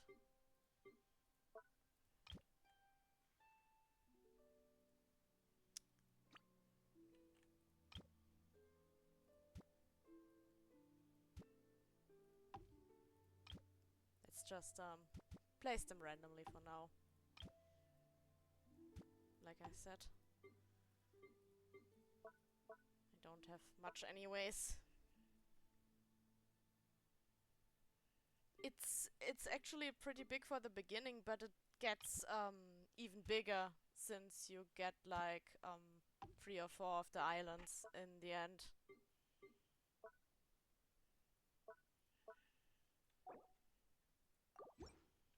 And it doesn't really work on a basis of, hey, you can only place like, let's say 50 furnishings. It uses a bit of a different system. You can, I know you can place like 200 different types. So that's not what really matters, though the load is what matters, and every room or area has its own load. It will turn yellow and in the end it will turn red, the dot here, and then you notice you can't place anything anymore. So I think, in theory, each item has its own like load associated with it. So bigger items might contribute more to the load than like smaller ones. But I'm not entirely sure there. But even if you just can walk in and out, like it's pretty much open world. All the rooms have their own load. And you can actually see that if you are in the build mode, you only have this area where you can build, and you have to switch here. which means this one has its own load, this one has its own load. That's basically how the system works.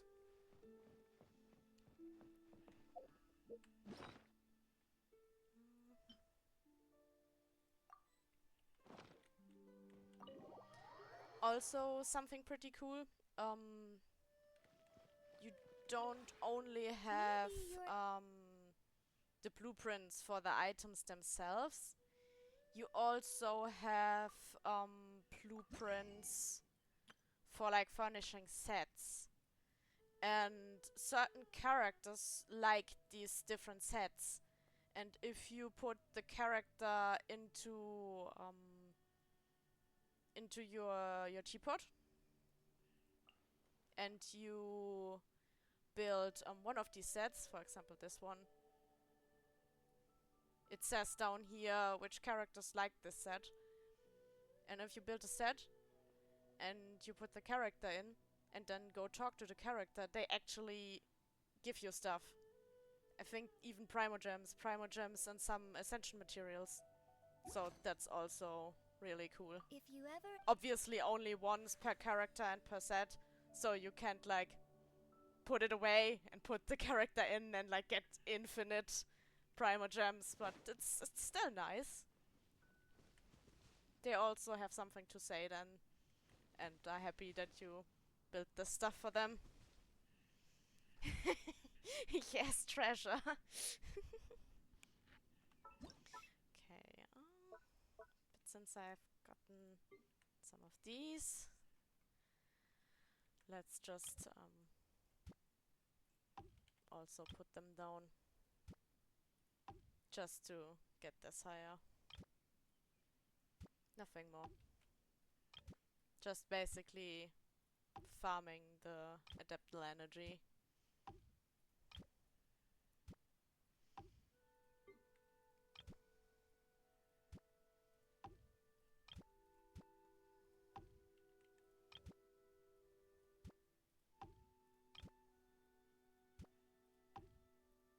Probably won't bother much with building something nice for the moment anyways, even if we get our adaptable energy up, because I'm waiting for my ice castle. Let's just put it that way. Because that's what I want to build as soon as we get that. But that might take a while, since we don't even have the area for Natlan yet. Maybe.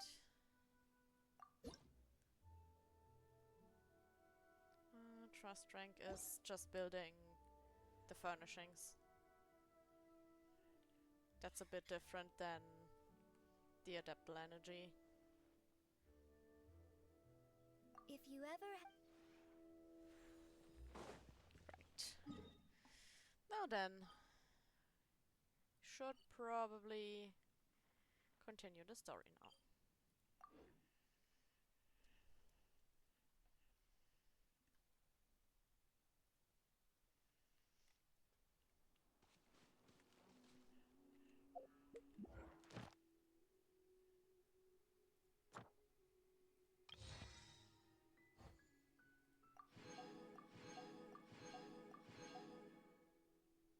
And I should probably get my commission reward before I forget about that.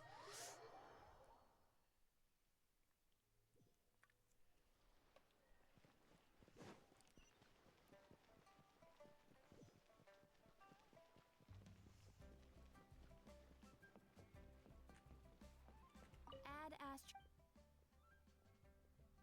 Thank you for Add Astro...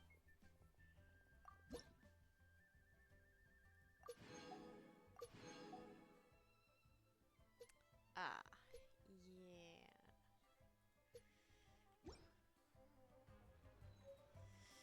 Right.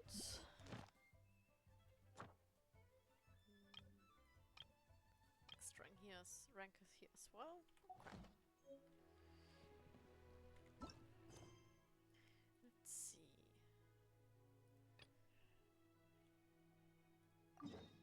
This should be the right one. Yes.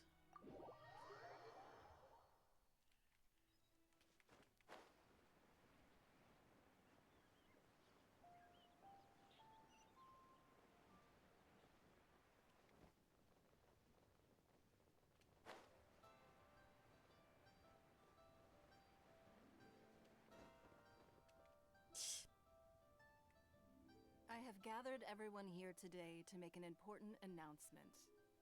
Perhaps some of you will have heard the news already. I am, in fact, planning to rebuild the Jade Chamber. Rebuild the Jade Chamber? That's a huge project! So the rumors are true. No wonder the price of building materials has gone up so much lately. The Jade Chamber means a lot to Lady Ningguang. Getting involved in this would be a huge opportunity. Lady Ningguang, is there any way we can be of service? Patience. Since the news made it out a few days ago, I have already had many people contacting me to declare an interest in joining the project. Nevertheless, I do have a few matters I should like to entrust to you here today. The building site has been chosen, and most of the materials have been assembled. 3 key items are, however, still outstanding. They are as follows: Sunset Vermilionite, Wonder Cores, and Adepti Sigils.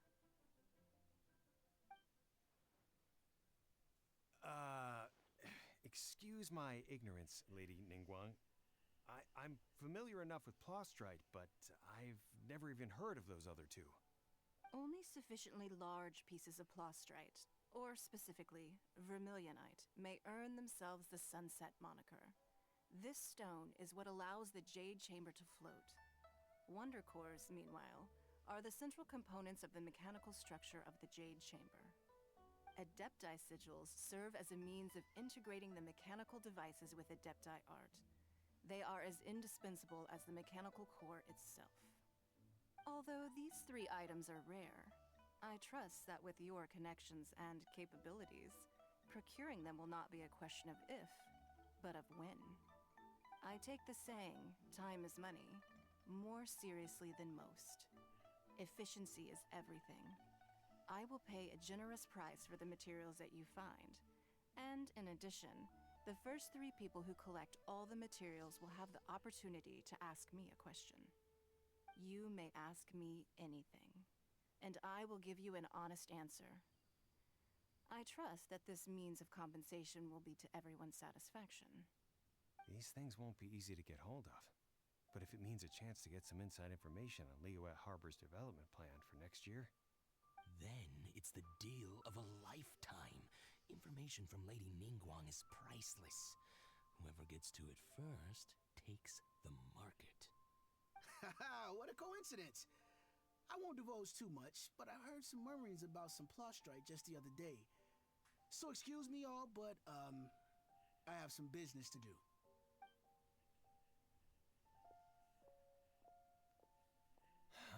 No. We better move quickly, or this opportunity will be snatched away from us. Ningguang's rebuilding the Jade Chamber? This is a huge deal! Let's get involved!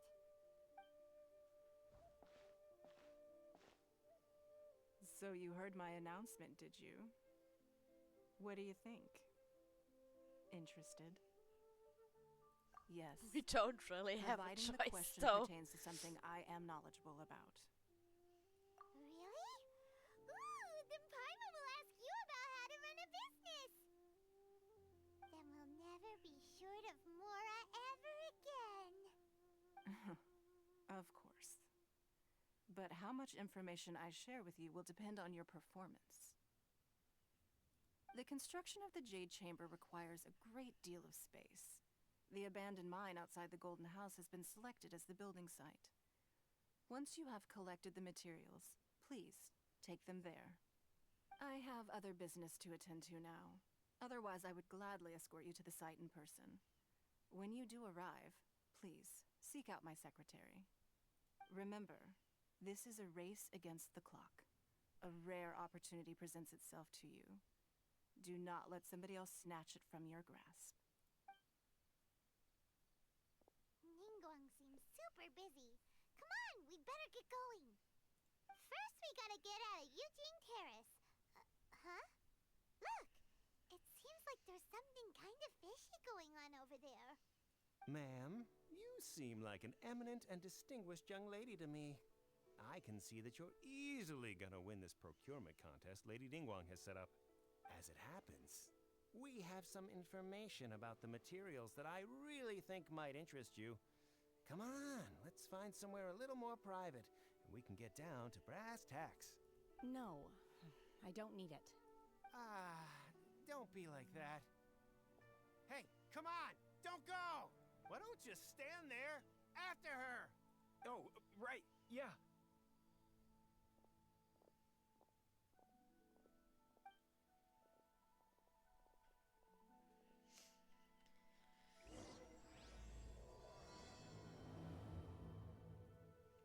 Did you hear that?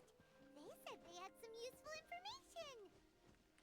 Information's just what we need right now. Let's follow them and see what we can find out.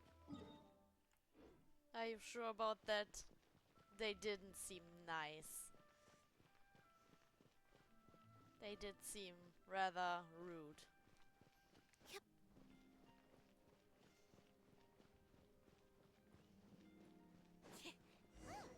They're not here. Let's keep looking. No, Paimon, you are just blind. They are here.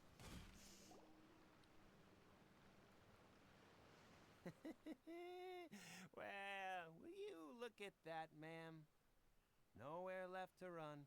I Don't don't worry, think we're she not needs bad to guys. run. You give us some mora, we give you a little info. Everybody's a winner. Boss, I got a bad feeling about this. Look at her, the white hair, the energy she gives off. I'm telling you, there's something different about her. So what? She's loaded. How are we ever going to repay those gambling debts if we just let money walk away from us, huh? I've already told you, I don't need your information. If you still can't grasp that, I'm happy to repeat it in a way that won't be so easy to forget. Come on, ma'am. You seem like an intelligent lady. I shouldn't have to spell this out to you. It's not about whether you need the info or not, okay? It's about you taking out your money and handing it over and nobody getting hurt. I won't. No more excuses! I know you have money. I saw you. Yeah, I saw you. Strolling into Leo Lee Pavilion, ordering a table full of food, and only taking a few bites. Then Shinyue Kiosk, then Wanmin Restaurant. Same story each time. You order all the signature dishes, take a few bites, then you're on your way again. How could you afford to be so wasteful if you weren't from a rich family? And since you're so rich, what's the loss to you in giving us a little spare change, huh?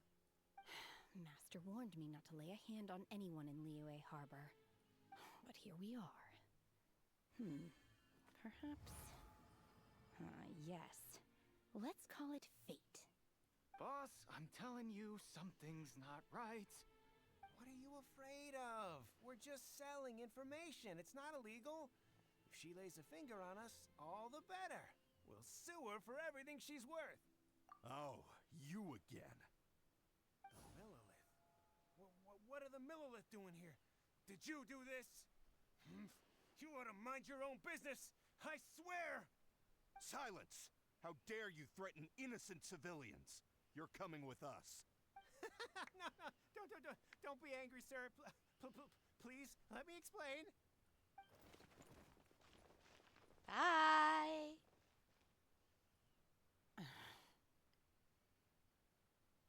Hello there, Shiva. I mean Shen.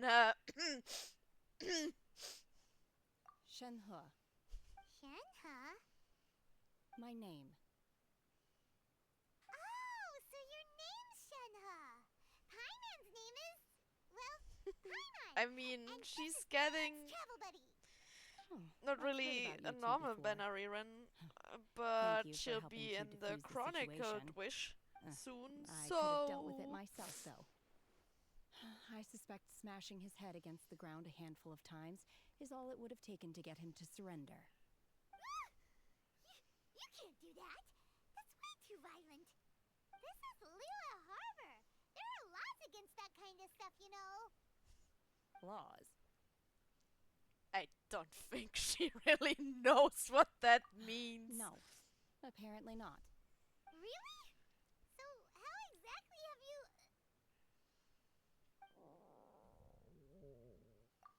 That would be my stomach growling. I haven't eaten enough. She's so honest. Wait, that's right. They said you went around all the restaurants ordering this and that and the other, but only took a small bite of each dish. Then of course you're still hungry. So, anything in particular you're hungry for? Chingson, glaze lily, violet grass. These are my usuals. Medicinal herbs? Kinda hard to explain. Anyway, Boo Boo Pharmacy's not far away. Let's take Shenhe there for a big medicinal meal. After all, you can't work on an empty stomach. Right, Do you think Shenhe might be an adeptus? It seems like it's her first time in Liyue. Are you here to buy some herbs? I do hope you brought your prescription. Chingson, glaze lily, and violet grass, please. Half a pound of each. What kind of prescription is this? Sounds more like a lunch order. Oh, here you go. That's everything we have in stock. Thank you. She's really eating them.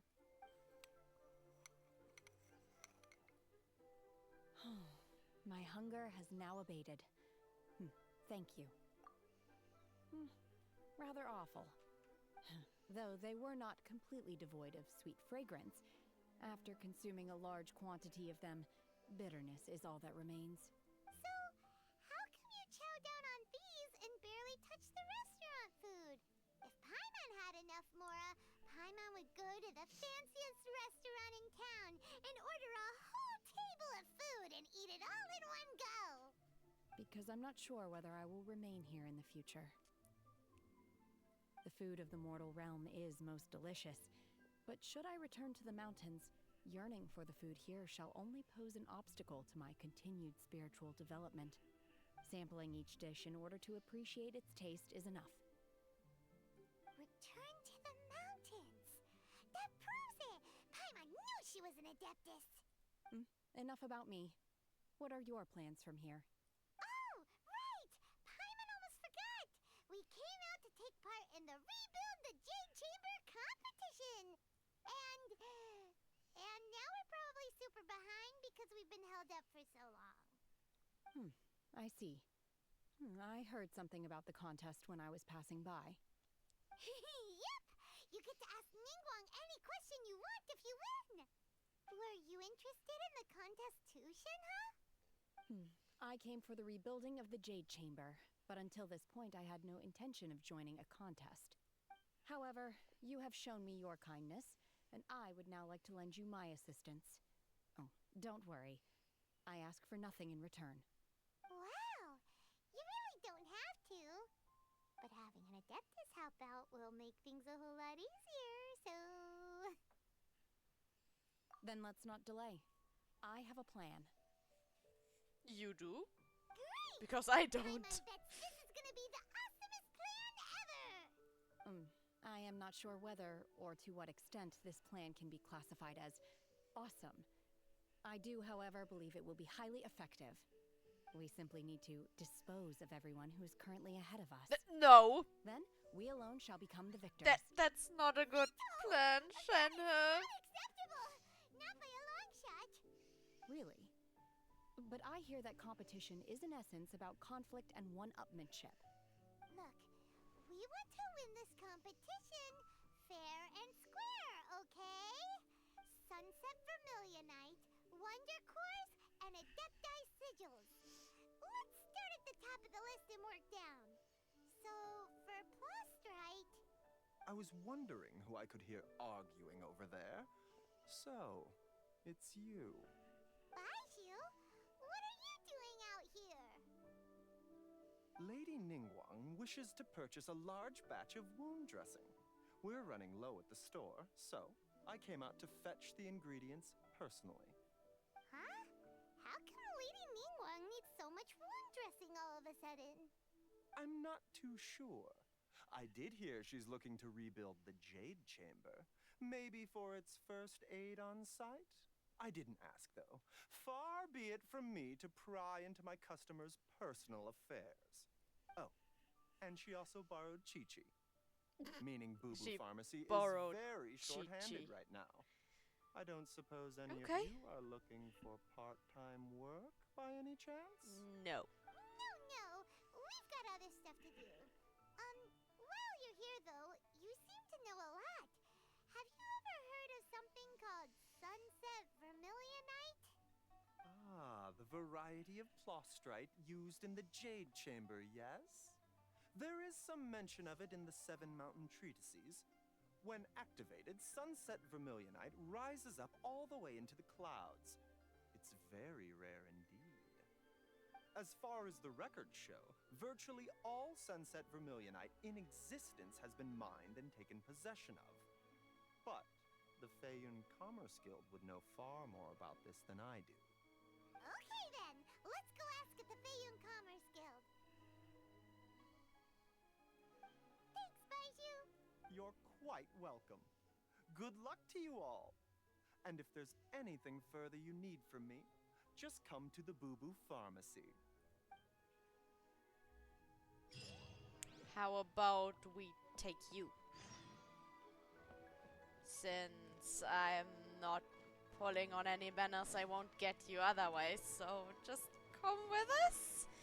Oh, okay. Oh. Let's just get rid of that because that's annoying me. Right. Where do we have to go? Let's take this teleport.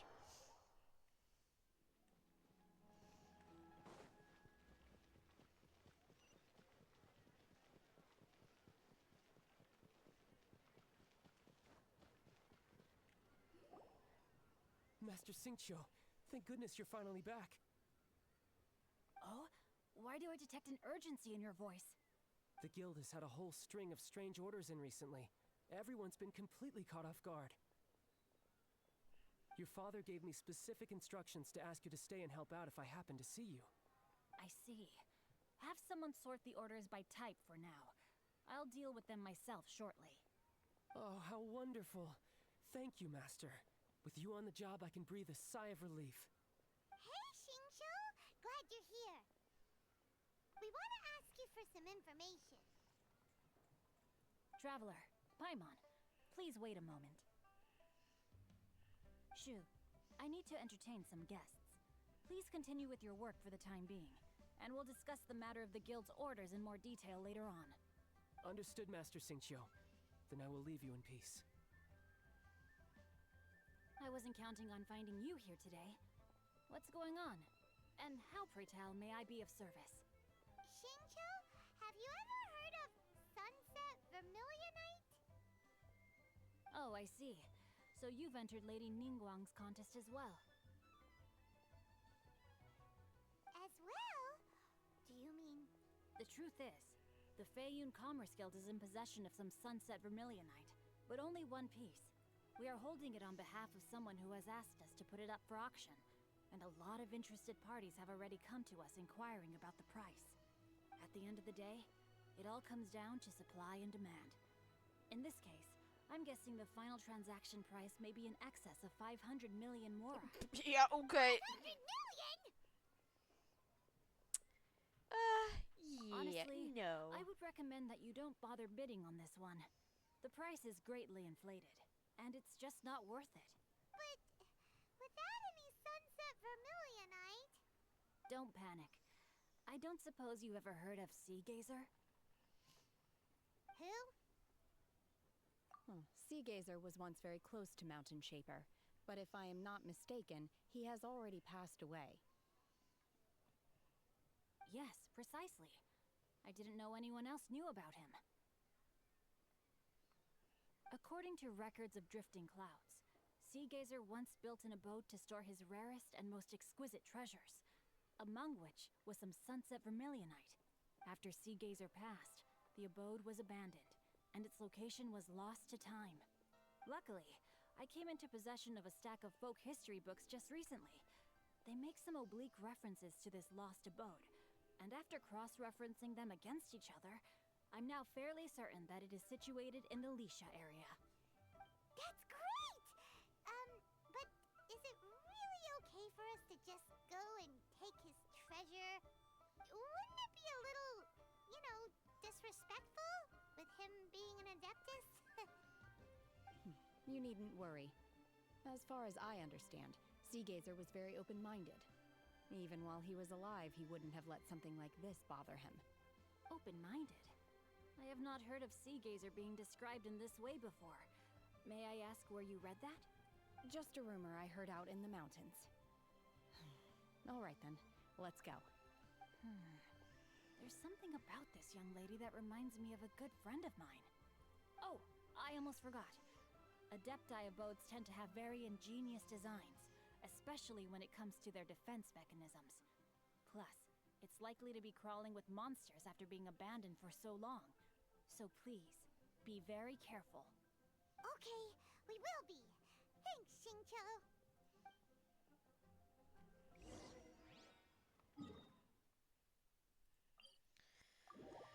Well, let's see if we can find his abode then.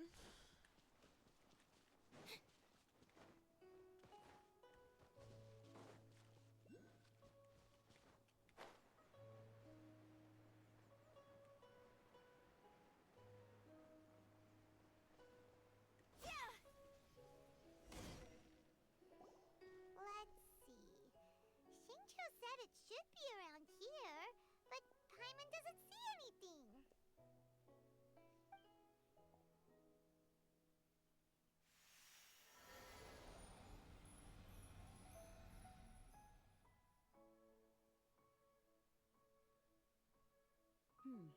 This place was hidden using a special Adepti art. But now that I have removed it, we can inspect the area more closely. Wow, that's amazing! Yep, let's take another look around. Hey, look! Is that a new Sealy over there? Hello, little Sealy.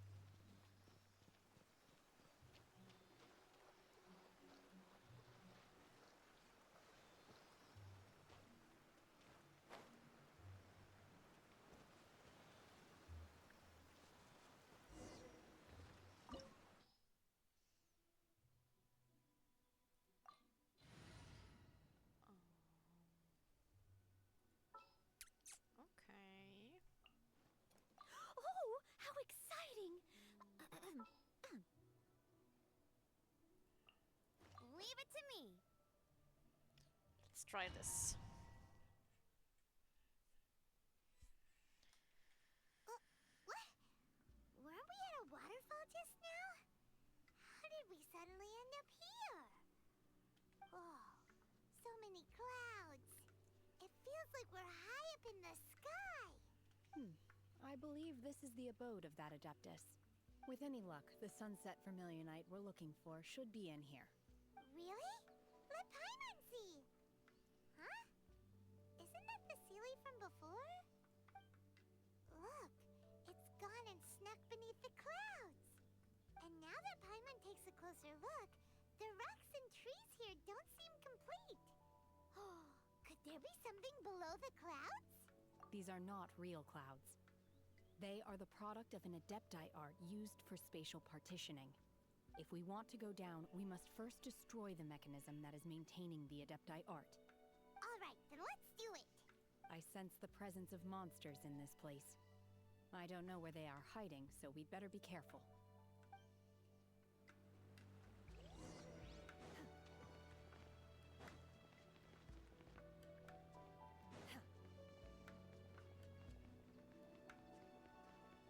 She's probably going to be a hard carry here. Look how cool I am! Pull me!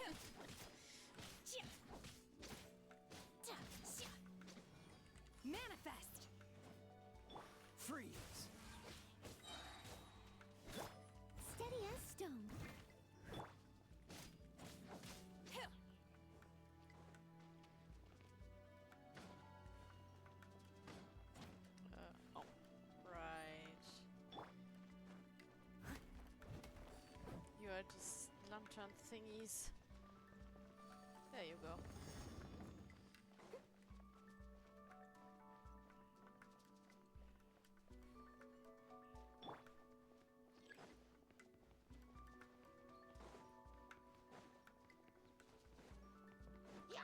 Unleash! Get him! Dodge this! Trip on up! Let the magic begin! Freeze!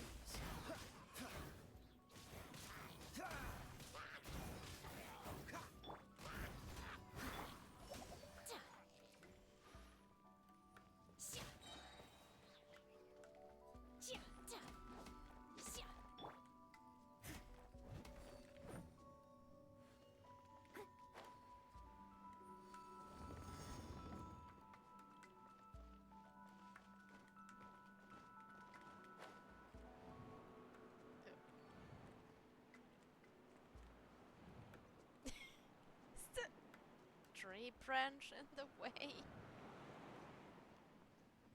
Weird.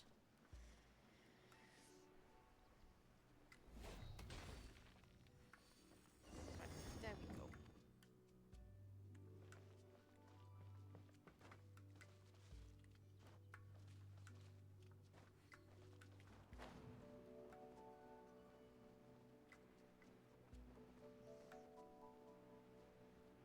It appears that we've been taken for intruders. This time, why not allow me to take care of this? I could.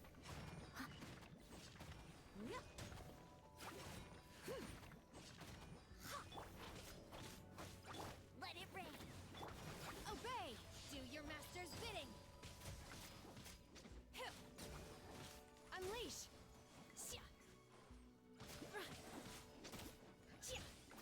Obey!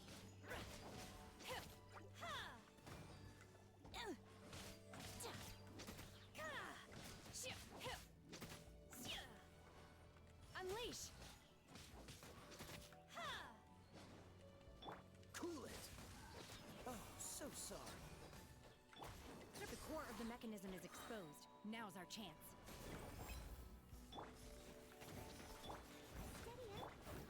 Obey! Unleash!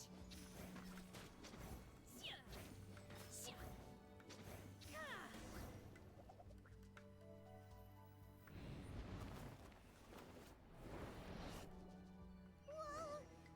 We're gonna fall! That's what we have a glider for, Paimon. Is everyone okay? Look! Cecilia's disappeared beneath the clouds again! It looks like we need to go further down. But before that, let's destroy the guard mechanisms on this level first.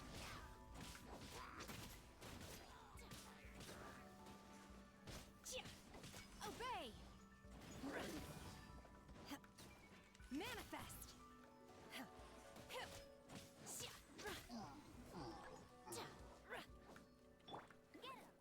No escape! Don't get frostbite. Cool it!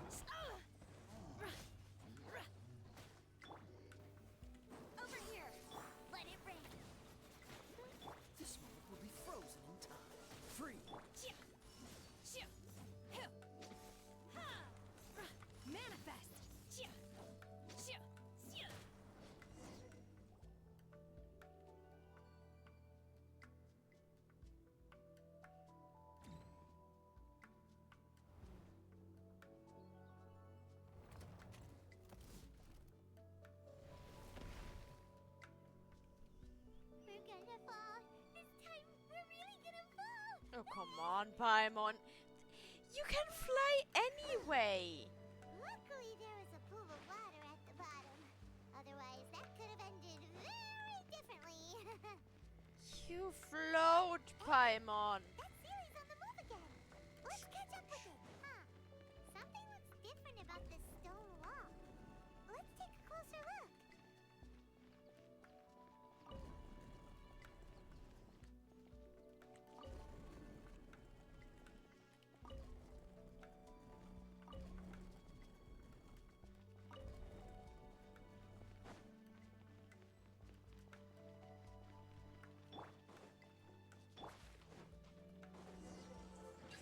I must leave no stone unturned.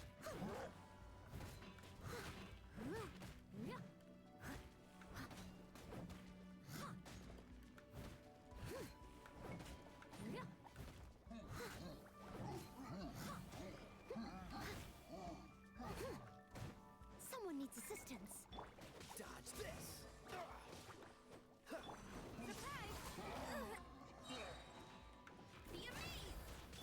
Leave it all to me, as a good knight should.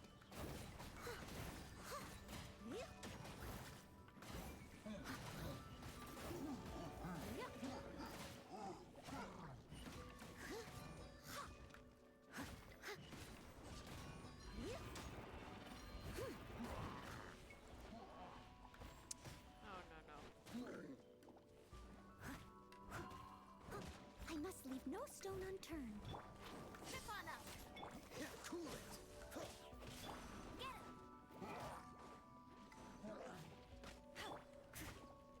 Unleash! Obey! My ordinance divine!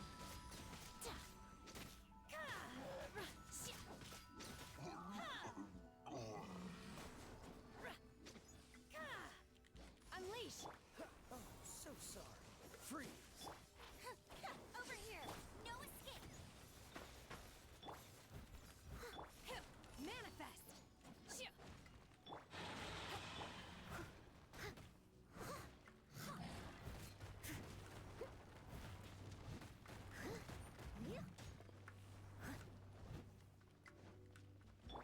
Surprise!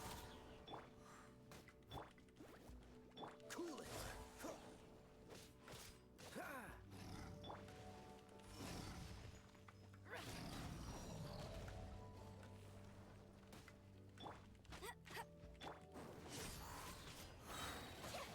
Cue the spotlight.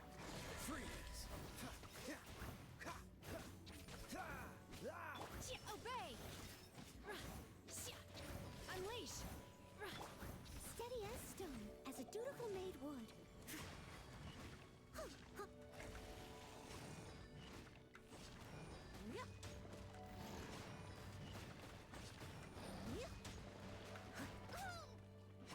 Manifest!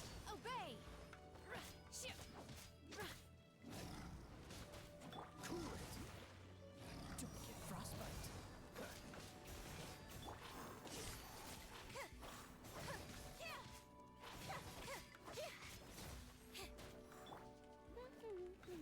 Let it rain. Cryo incarnate! Unleash! Dodge this! Oh no, two of them. Manifest! That's not fun. Leave it all to me.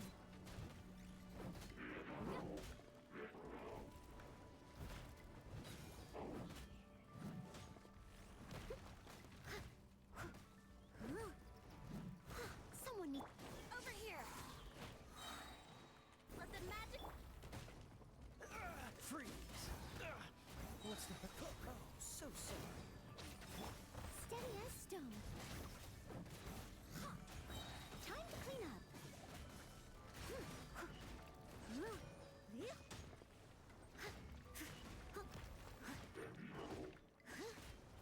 Even though it actually suggested taking someone with Geo, I think Barbara would have been a better choice. Oh, no.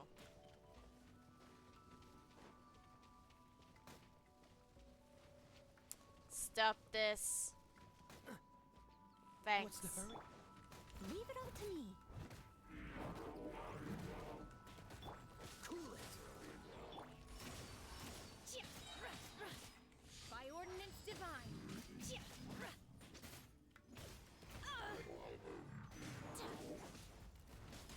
Unleash.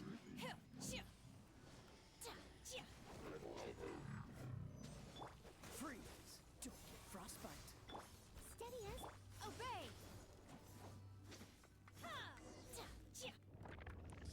There we go.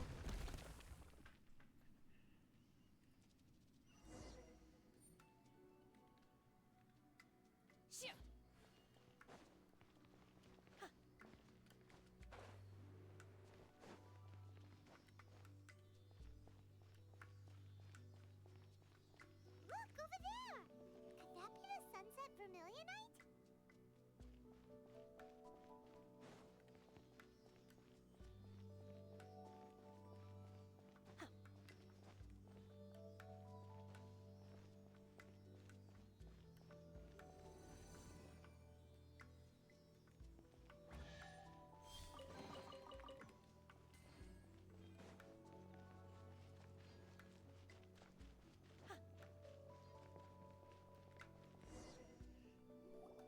Is this it?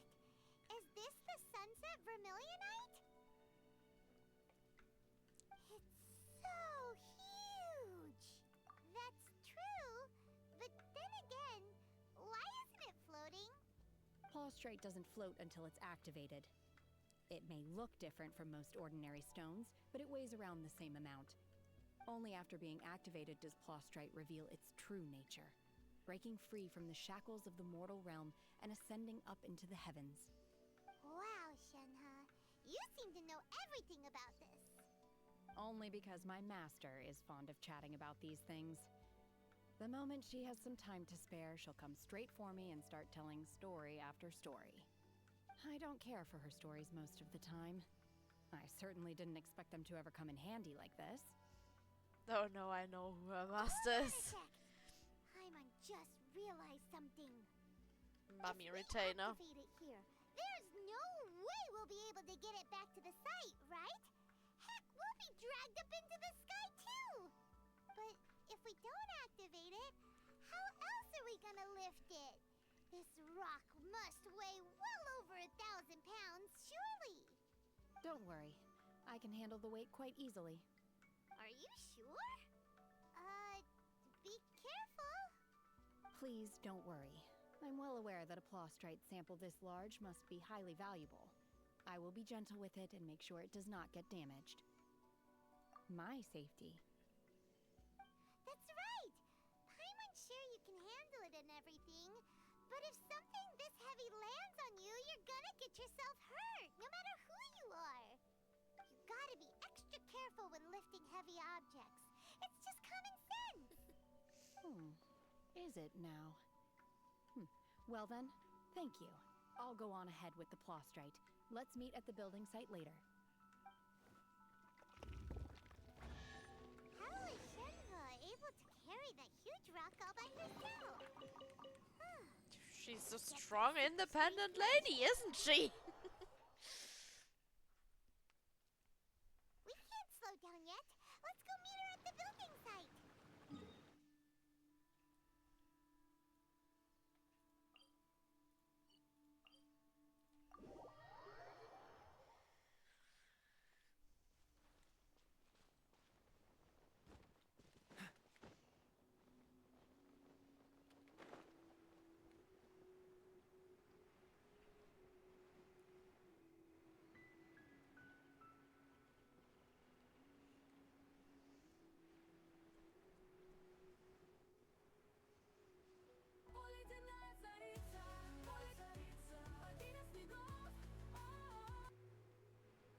Hey, welcome and thanks for the follow.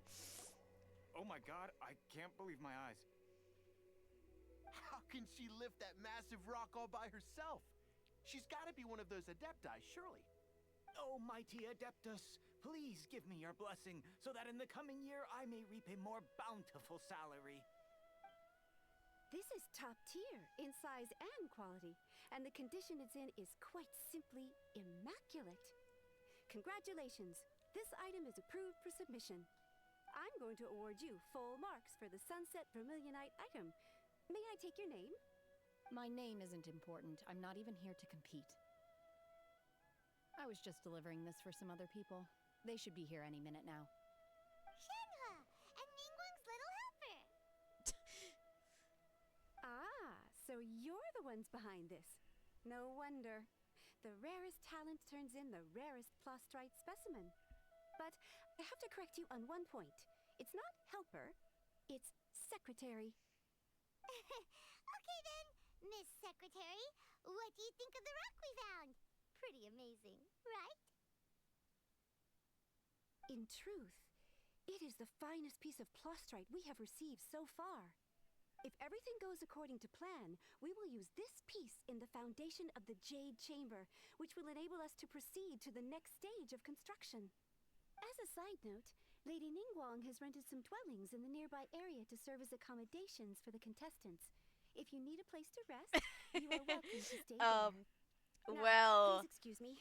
As you can see, I'm there's not still a pulling lot on of work to any do on the building site. event banners until the Tsaritsa releases, so I can't actually have luck since I'm not trying for him.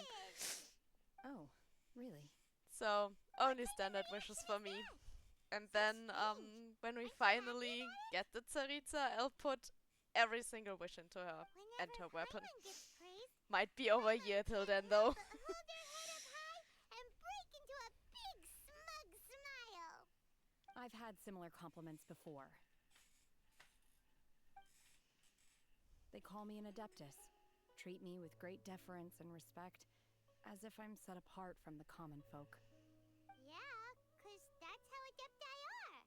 At least the ones we've met are pretty unique and reclusive too. Way different than normal people. But I am not... Shenhua?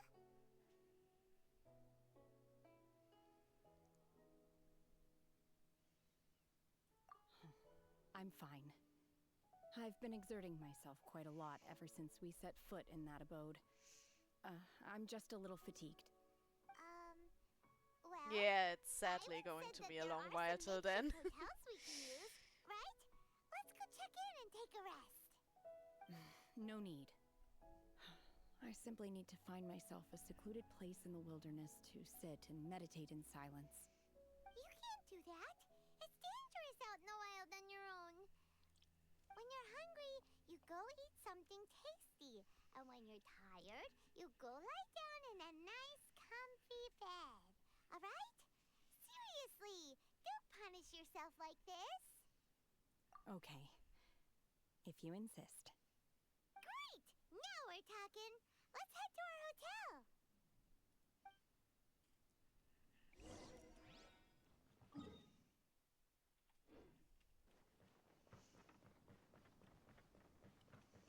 Right.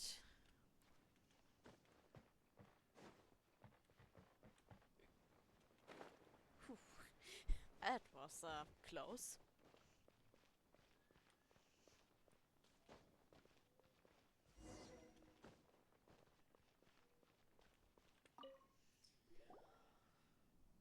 Hi there! Checking in, are we? You're just in time. We only have 2 rooms left. Since this was chosen as the building site for the new Jade Chamber, we've had a constant stream of people in this area. And not just workers either. Visitors, business people, tea sellers, all sorts. So, business is booming for me today. Very few vacancies. You're lucky you got here when you did. Great! One of your rooms is still being cleaned. I guess it should be ready within the hour. The other room is just through the door on the left. Here are your keys. All right. Hope you enjoy your stay. Please excuse me, I'll leave you to it. Shenhua, you should go get some rest. We'll hang around outside until the other room's ready. Hyman's gonna go see if there's anything good to eat around here. Hyman couldn't help but notice one of the guests walk in with a huge grilled chicken drumstick before. Let's buy one for Shenhua too. She can have it as night snack. Or save it for breakfast tomorrow. All right. I will head to my room for now. If you need anything, don't hesitate to disturb me. I'm a light sleeper. I will hear if you knock on the door. Mm-hmm. See you tomorrow. Hey! Isn't that Cloud Retainer? What's she doing here? Let's go and say hi.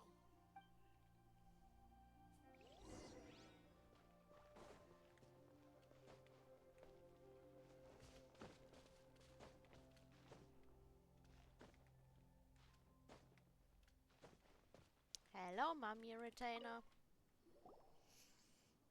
One trusts you have met Shenhe. So, are you getting along quite well? So far, so good. Yeah. So, you know Shenhua too, Cloud Retainer? Naturally. Save for Ganyu, who spends the majority of her time in Liyue Harbor.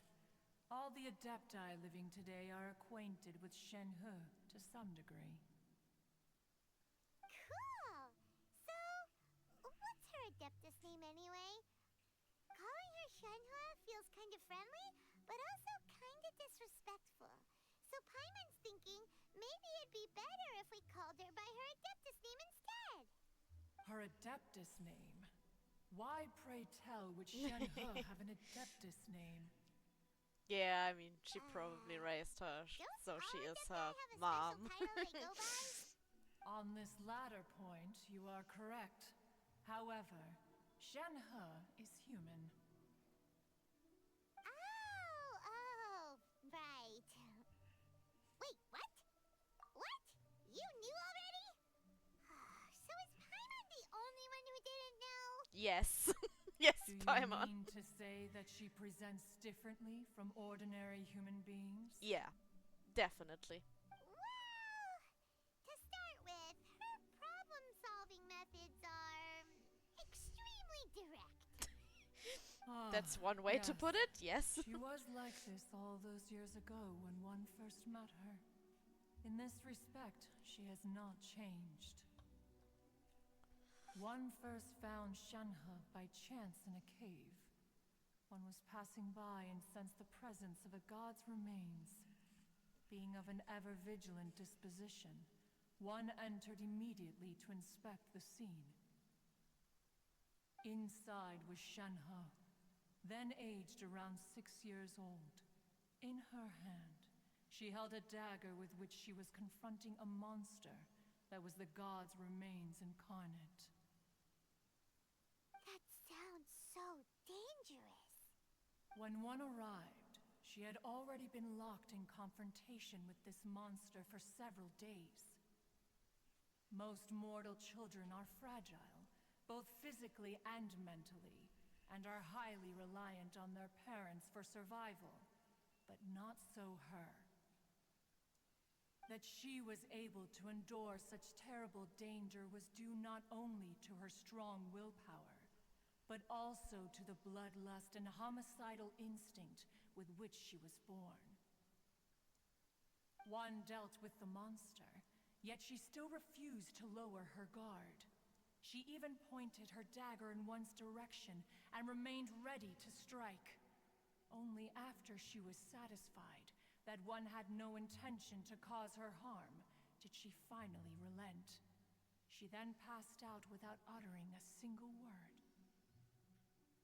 In other words, if you hadn't passed by that day, Shenhua might have... Not necessarily. Upon one's arrival, one could sense that the god's wrath was gradually receding. Even had the stalemate continued, one suspects that Shenhe may have still emerged the victor of the confrontation. That's still so dangerous, though. Why was a tiny little kid battling against the wrath of a god in the first place? Alas, the mortal world is rife with suffering of every kind, and she had experienced her fair share of this, even at a tender age. Seeing that she was homeless, one decided to adopt her. It's between Zhao and Cloud Retainer for me. I actually do have both, but on different accounts. Indeed, it is one to whom she refers.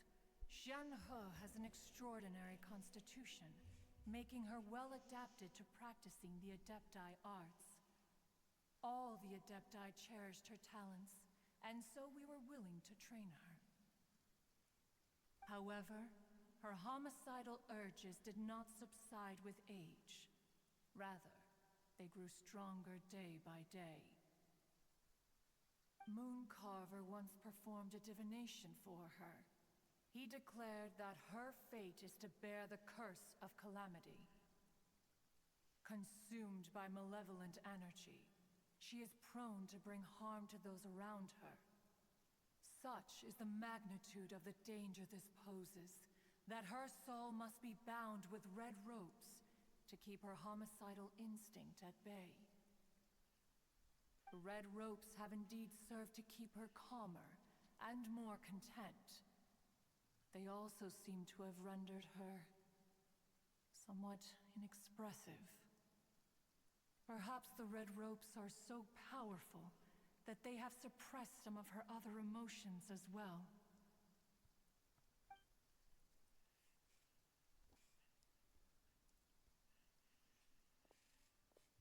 It is only by fate that people's paths may cross. Now that Shen-He's path has crossed with yours, please be sure to treasure the gift that fate has given you, and take good care of her. Oh, now Paimon gets it. You came out here to check up on Shenhe because you were worried about her, didn't you? Huh. You dare draw such a facile conclusion on the nature of one's present excursion? Incorrect. The truth is that while Liyue Harbor may seem peaceful today, danger is always lurking in the shadows. Ningguang once made a bold assertion that this is to be the era of the contract between Liyue and the humans. Well, one is most curious to observe how she will respond to the coming storm. If she handles it admirably, one is willing to be a witness to her achievements. But if she does not, the Adepti shall not hesitate to seize control. Let us conclude our conversation here for today. One has occupied enough of your time, and night is approaching. Be sure to get ample rest. Yeah, she is very caring, even though she kinda denies it, like she did right there, because she definitely came to check on Shenhe. But no, that's definitely not the reason for her being here.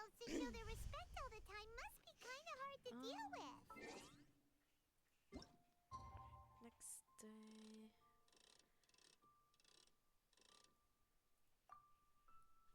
That should be fine.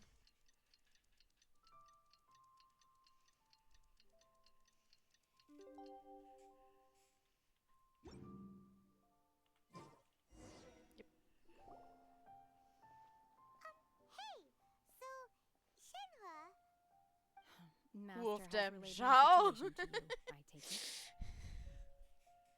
Oh? How did you know? I'd intended to wait until you came back before Seems going like to I have a sleep, type, but huh? I didn't hear you come in. I was worried that something may have happened to you, so I went outside to check and caught sight of my master. On top of this, you have been acting very strangely around me this morning, causing me to suspect that my master must have told you everything about me. After all, Master is very talkative. Sorry, Shenhe. Paimon had you down as an adeptus this whole time, but it turns out Paimon was wrong. It's okay. I don't mind. The fault is mine for not explaining everything to you sooner, because in my experience, trying to explain is a futile pursuit. Still, though you mistook me for an adeptus, you never treated me as distant and unapproachable. Instead, you treated me as you would a friend. For this, I am very grateful indeed. To be fair, we've met our fair share of real adepti, too. Anyway, now it's settled. From now on, you're our friend. Whether you're an adeptus or a human isn't the important thing. Got it. Although I don't know quite what it entails in terms of what I have to do, I must say I like the title Friend very much indeed. Great! Well, now that we're all rested up, we should start searching for the other 2 items on the list. But before we do that, let's go to the building site and ask Ningguang's little helper how the progress is going. After all, Sunset Vermilionite is so rare. Paimon doubts many competitors will really be able to find any. If it turns out some of them have given up already, we'll be able to take things a little more slowly. Oh, and another thing. We bought some grilled chicken drumsticks on the way back last night. There was a place just outside. Here's one for you, Shenhua. Try it! They're so good. I concur. It has a rich flavor, far more agreeable than those I've cooked for myself in the wilderness in the past. Look! The Jade Chamber is floating into the sky! But it seems to be tied down by something. That's because it's not finished. Hey, Byron! And hey! People Paimon doesn't know? Not yet. Given the enormous scale of the Jade Chamber, we split the construction work into 2 phases to make sure the structure remains balanced. Before we find some suitable plastrite, we build the Jade Chamber's keel at ground level. Once the plastrite is ready, we place it into the keel and let the partially constructed Jade Chamber rise up to the height of the surrounding mountain peaks. The remainder of the construction work is then carried out at that altitude. Once everything is ready, we release the iron tethers and allow the Jade Chamber to rise to its target altitude. Miss Bywin, we've brought some new materials to submit. One moment, I'll be right there. The construction work has only been able to progress this rapidly thanks to the plastrite provided by you. Lady Ningguang is most grateful and looks forward to seeing more of your work. Wow, can't believe you sourced the plastrite so quickly. It's the key piece of the puzzle. Looks like you beat us to the punch. Wait, I know you. You're the one who fought against the Fatuian Osile, right? Oh, sure enough, your reputation precedes you. Pleased to meet you. I'm Beto, captain of the Crux. Beto? Are you here to join the Jade Chamber contest too? Sure am. I happened to get my hands on a chunk of Sunset Vermilionite on a voyage a while back, so I figured I'd bring it over. Huh. So even though it's rare, we're not the only ones who managed to get a hold of it. Oh, I've got Are some you introductions sure about to do. no This pirates is the thing? renowned Miss Yun, or Yunjin, probably the most famous figure in the Liyue opera scene. Greetings. She does look a These whole two are lot like a Paimon and the pirate. Traveler. I'm sure you've heard of them before. And this is... sorry, I'm not sure we've met. Shenhe. I am there. Friend. Good to meet ya. Well, from today on, I guess all of us are friends. Miss Yun is also here for the contest. Turns out she needed to borrow a boat, so we came together. It's an honor to finally meet you both. I've heard much about you. Miss Shenhe, though we are only meeting for the first time, I have a feeling that we will get along very well indeed. To be honest with you all, I am in great need of this opportunity to ask Lady Ningguang a question. That's why I joined the contest. Thanks to my father's connections, I was able to acquire a specimen of the plastrite required. Fortunately, it was approved for submission, despite being a little on the diminutive side. Wow! So it looks like the 3 of us are competitors now! Excuse me for prying, Miss Shenhe, but are you competing as well? No, I don't have any questions for Ningguang. I just wanted to help her win. In that case, I have a proposal to make. Lady Ningguang said that the first 3 contestants to procure all 3 materials will be awarded the chance to ask a question. Well, there are 3 teams here. We can split the prize between us. Instead of competing against each other, we could work together to secure the top 3 places between us. What do you think? Sounds great, but how does that change things exactly? I think I see where you're going with this, Miss Yoon. The plastrite was the most difficult item to source by a long shot. Luckily, all three of us managed to get our hands on it. The two remaining items aren't quite so rare, so as long as one of us finds a way to source it, the other two can hop on the bandwagon. How'd I do? Is that what you had in mind? Precisely. Huh. Interesting approach. Okay then. All right, I'll go first. I have some leads on these wonder cores. From what I've heard, the core itself is really not that difficult to make. The hard part is getting hold of the ore used as raw materials. I'm gonna head back to the ship and ask Suling if he's heard of them. You guys... We will head into town and seek advice from Master Zhang of Hanfeng's Ironmongers. Thoughts? Wonderful. We'll split into teams then, and whoever makes progress first brings all of us a step closer to victory. I'm gonna take off. See you later. Okay, let's go! By the way, what question are you gonna ask Ningguang, Yunjin? I'm looking for a venue to host the performance of our new opera. Lady Ningguang has excellent judgment, so I would like to hear her opinion. Ooh, what's the opera called? Paimon wants to go see it. The opera is a labor of love by my father. He wrote it based on a popular urban legend about an evil spirit and an adeptus. It's called The Divine Damsel of Devastation.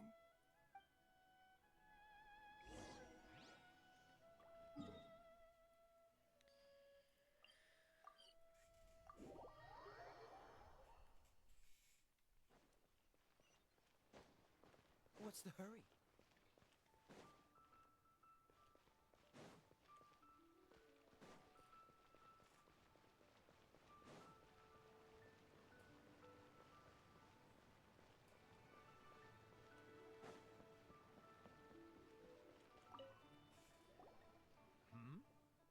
Hello. Are you here for something off the shelf, or do you need something forged? Excuse me, Master Zhang. We were wondering if you'd heard of something called a Wonder Core. Of course I have. Sorry, who's asking? My name is Yunjin. Perhaps you don't know me, but I believe that you forged some weaponry for my father in the past, for stage use. Yunjin? Stage use? Oh, so you must be Miss Yoon. Sorry, my brain's finally caught up. It's not used to doing much beyond bashing a hammer all day. Everyone's heard of you, Miss Yoon. Even folks who don't make it to the opera all that often. Like myself. So, you're here to ask about Wonder Cores, huh? As it happens, I do know how to make them. Matter of fact, I made some for Lady Ningguang back when she was building the original Jade Chamber. The types of ore needed to make Wonder Cores are a little hard to come by. Lady Ningguang supplied them herself last time. I don't suppose you've brought any yourselves? No, we were gonna ask you what kinds of ore we need. Sure. Well, you'll need two kinds. Star Splinter Iron and Subrosium. If I remember correctly, Lady Ningguang sourced her Star Splinter Iron from the Mount Tianheng area. They say it resonates with visions. It could take some work, but if you stick with it, you'll find some eventually. As for the Subrosium, though, that's trickier. It's all but unheard of on the market. I'm really not sure. Sorry. What I've heard is that the people around Mount Tianheng have some sort of magic trick that can pinpoint the location of the stuff. Of course, it's probably just hearsay. If you want my advice, start by looking for Star Splinter Iron around Mount Tianheng. And if you run into any locals, ask them a few questions about Subrosium. Mount Tianheng. Interestingly enough, the story of the Divine Damsel of Devastation also takes place on that mountain. I hear the view there is quite spectacular. A favorite destination of the Adepti, in fact. Perhaps it can give me some inspiration. Let's not delay. We should head straight there.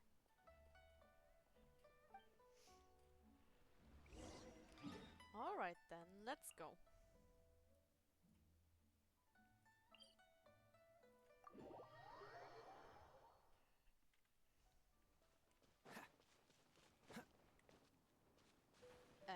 probably also get that teleport point on the way.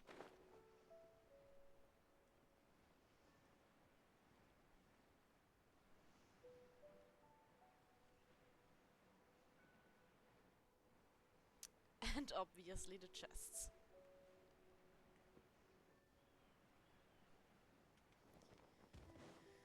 Oh, and I should probably get my normal team back too. The threads of your fate lie in my hands. Wish me luck. Let's see. Should actually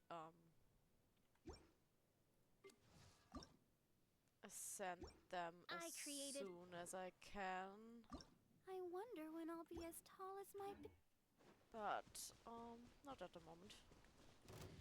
Since I would need to farm some stuff first. By royal decree, let the show begin. Oh. Cool it. You mean? Over here.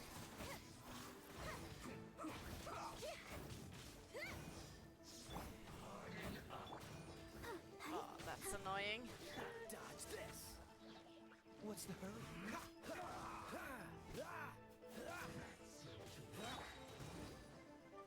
Oz, reveal thyself. Surprise! Oh, so sorry. This is bad. No, you and your annoying Geo Shield. Let's dance. Freeze. It's just freeze you. By royal decree. Dodge this. This will be frozen in time. Trip on up. Cool it. Let the magic begin.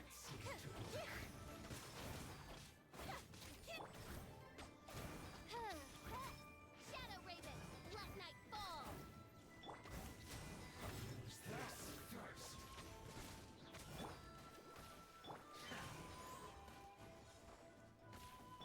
Over here. Dodge this. That seemed to work.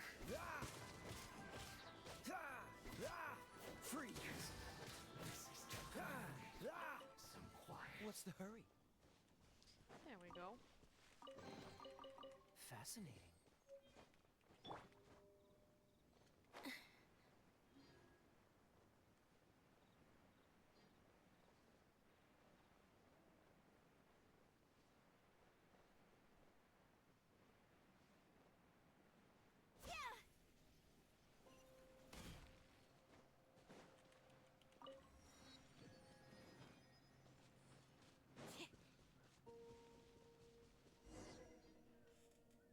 I came to Mount Tianeng once with my father as a child.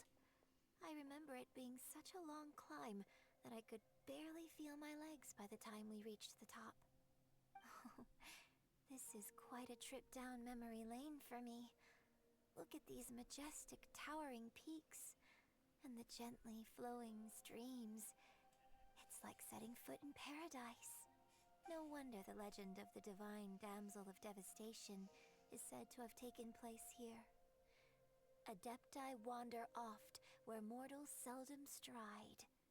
Indeed, this looks like a place that one might expect to be frequented by Adepti.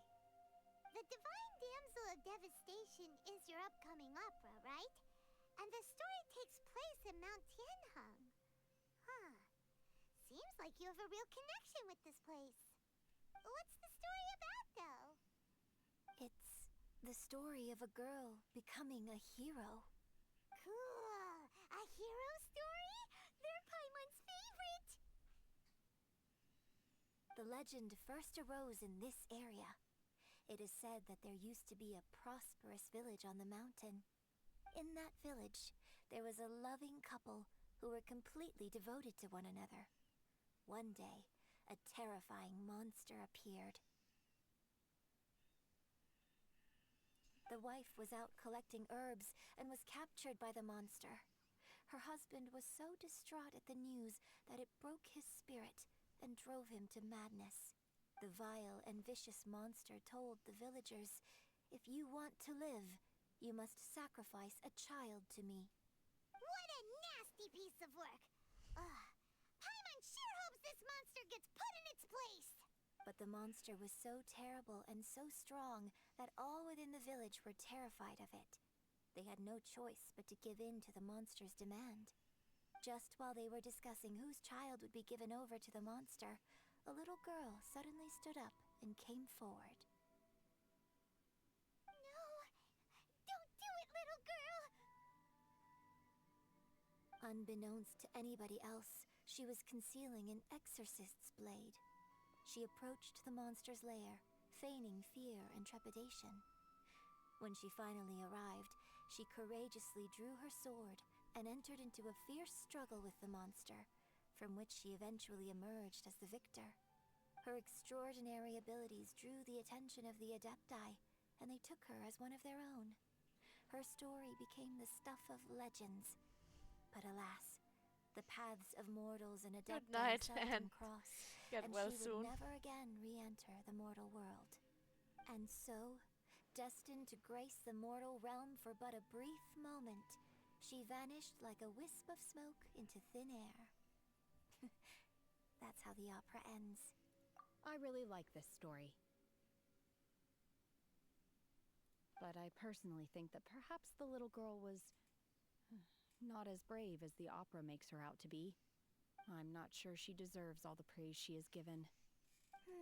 I've never considered that before. Opera is always an interpretation of the events it purports to portray.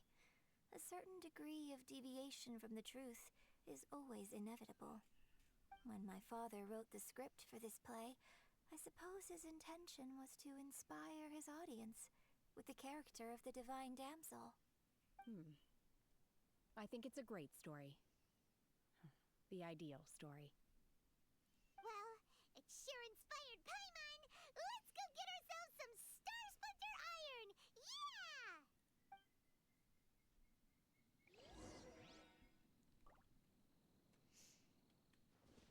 It's not that often that I see Paimon excited about something she can't eat. Let's see.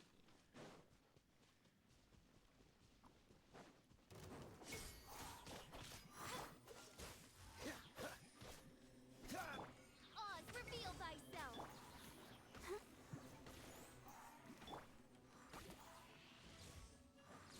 It's already dead.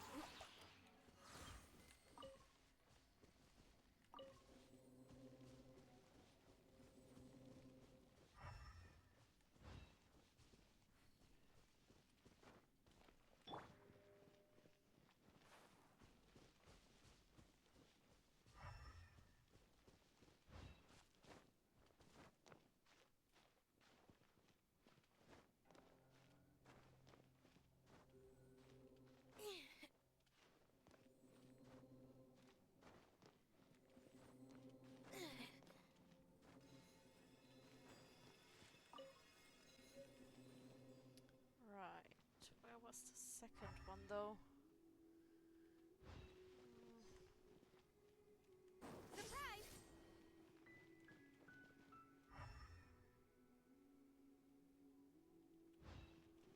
Ah, there it is.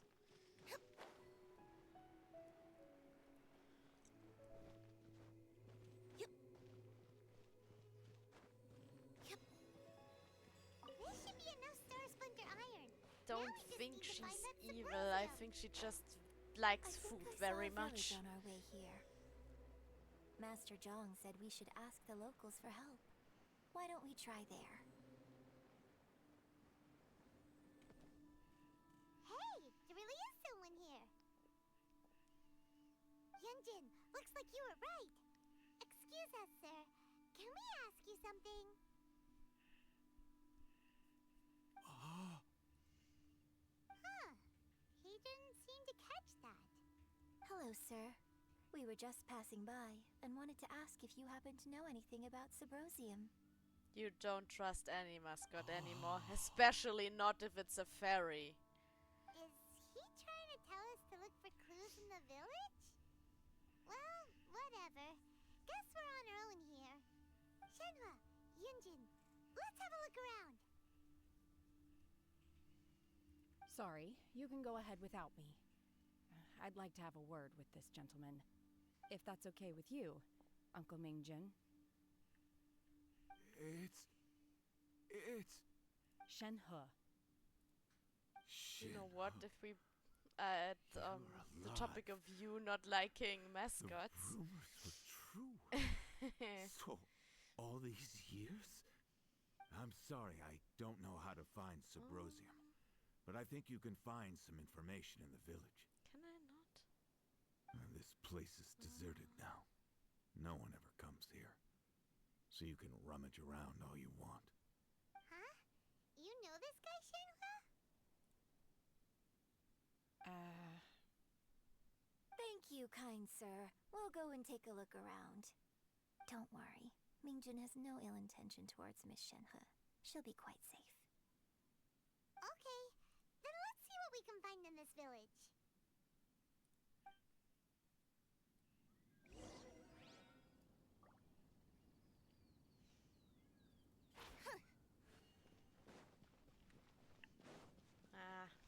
I wanted to actually put our mascot on the layout, so this time you can tell her to her face that you don't like mascots anymore.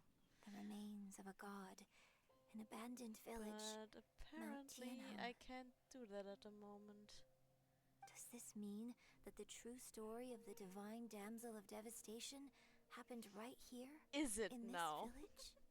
The time frame certainly matches. So it seems we're in the right area. Let's keep looking around.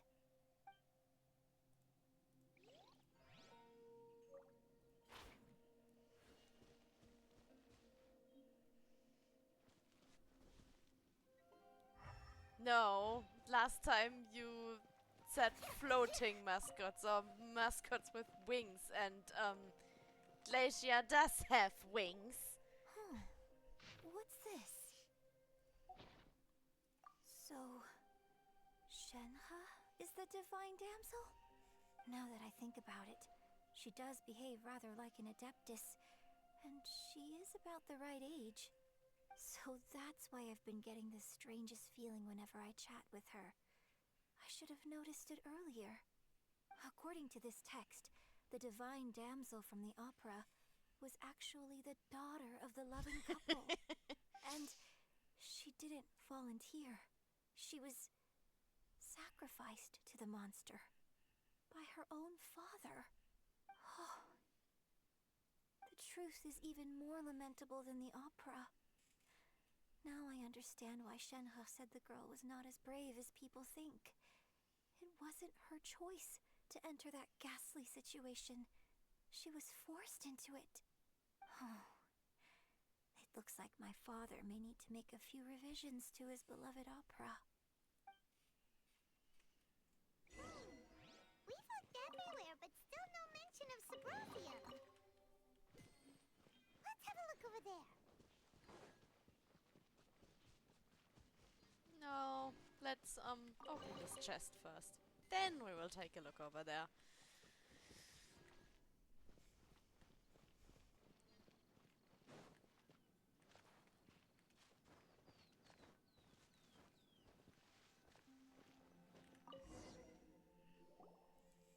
This is it! So basically, we need to go to the middle of the lake south of Mount Tianheng at dusk, and we'll find us some Subrosium! Let's go back and tell Shenhua the news!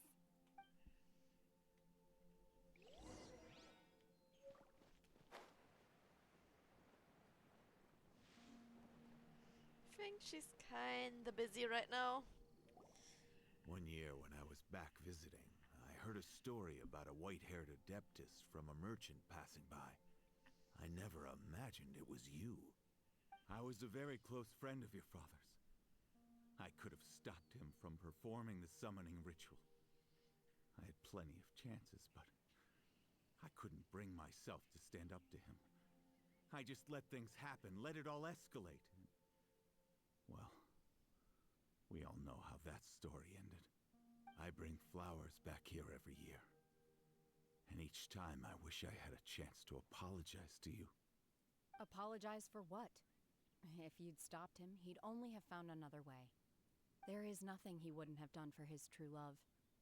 Nothing. Do you still hate him? I don't know what I feel. I'm told my fate is to bear the curse of calamity, so my master bound my soul with red ropes to curb my aggression. But it also dampened my emotions, making me dispassionate, like the Adepti. So if you ask me how I feel about the past, if I hate my father or not, the truth is, I feel nothing at all. It must have been so tough for you all these years. Shenhe, we're back! Oh, then I will leave you all in peace. Shenhe, it brings me some solace knowing that you are okay. I'll tell you more about the old times next time we meet. Thanks, mister. We found some info in the end.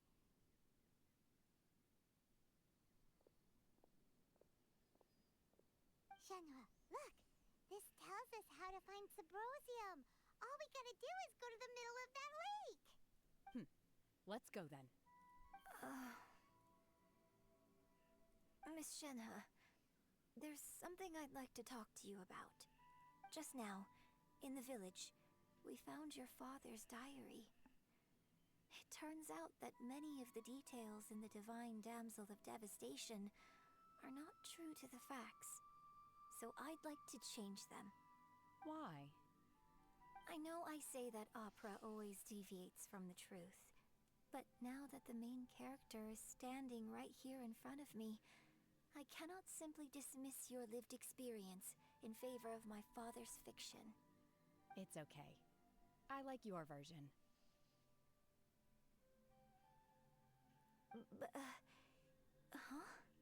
My master once said that the day I learn how to use my strength for the good of others is the day that I can truly become part of human society. So, I hope that one day I might be brave enough to stand up and protect others, just like the girl in the opera. But I've never thought this way before, and I wonder whether I will continue to think in this way. Don't worry. I believe you will. In fact, I think maybe you've already started to become the person you aspire to be. You just haven't had the opportunity to see it for yourself yet. Shenhe, Yunjin, cut the chit-chat. Let's go. Okay, Paimon. We can't let someone else beat us to it.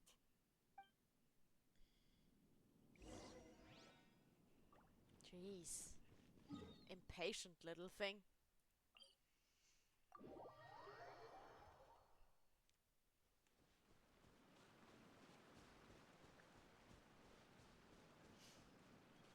I don't think she's evil.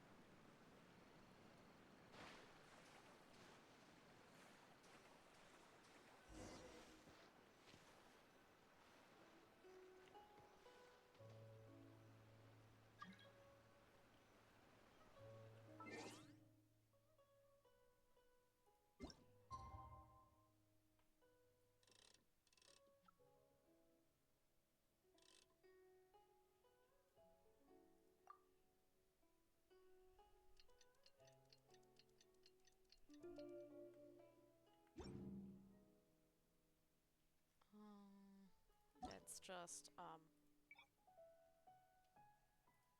do that. Entering standby.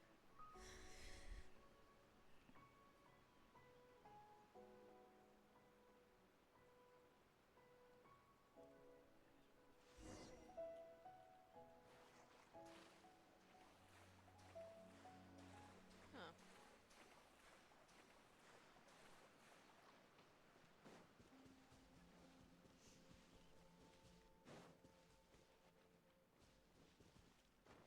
Who do we have here? Hello, Zhao. What brings you here? Have they found a solution to the danger in the sea? Ningguang didn't tell you. Something has happened in Guyan Stone Forest. According to the contract, as an Adeptus, I should not get involved for now. But these things can be unpredictable. I have a contingency plan of my own. Only a single mountain lies between here and Liyue Harbor. If things get out of control, I will defend this place myself.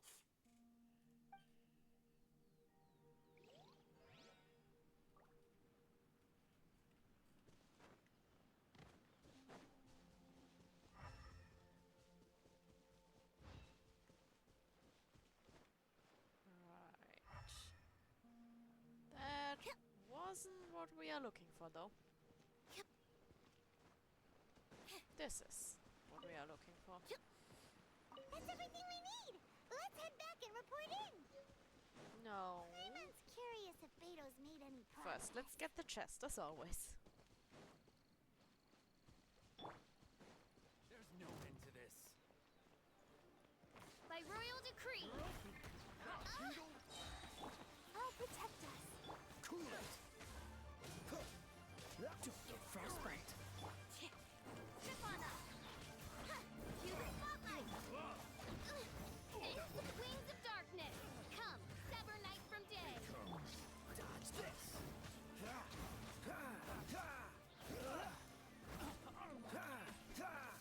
Cool it! Over here.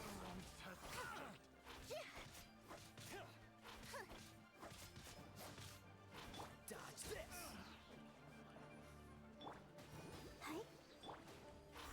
Surprise!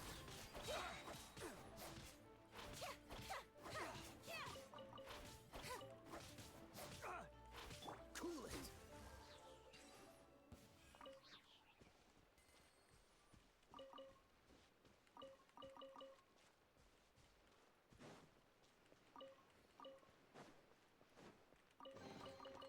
Fascinating. Let's also get the teleport point first before we go back.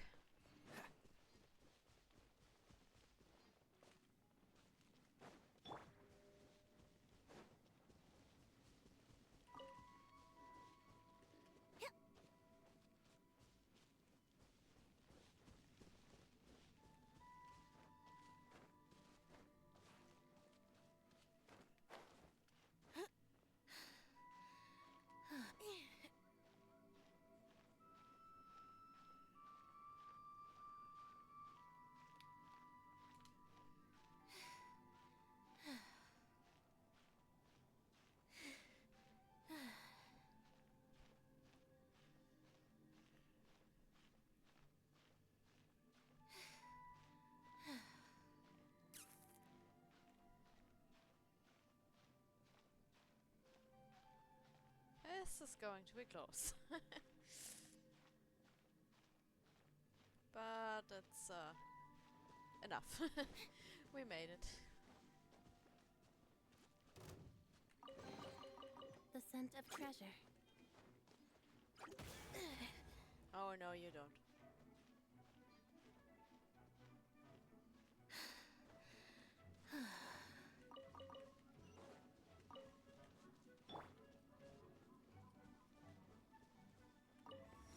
And let's also do this.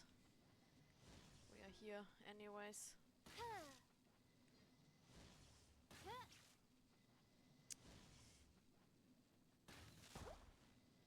we go.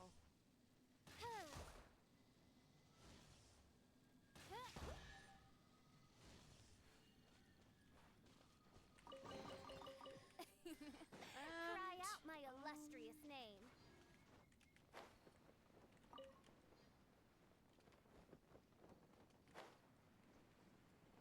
The domain also.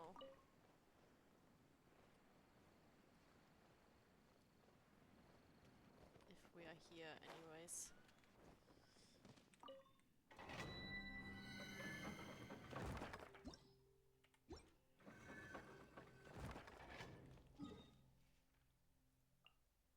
Now let's go back.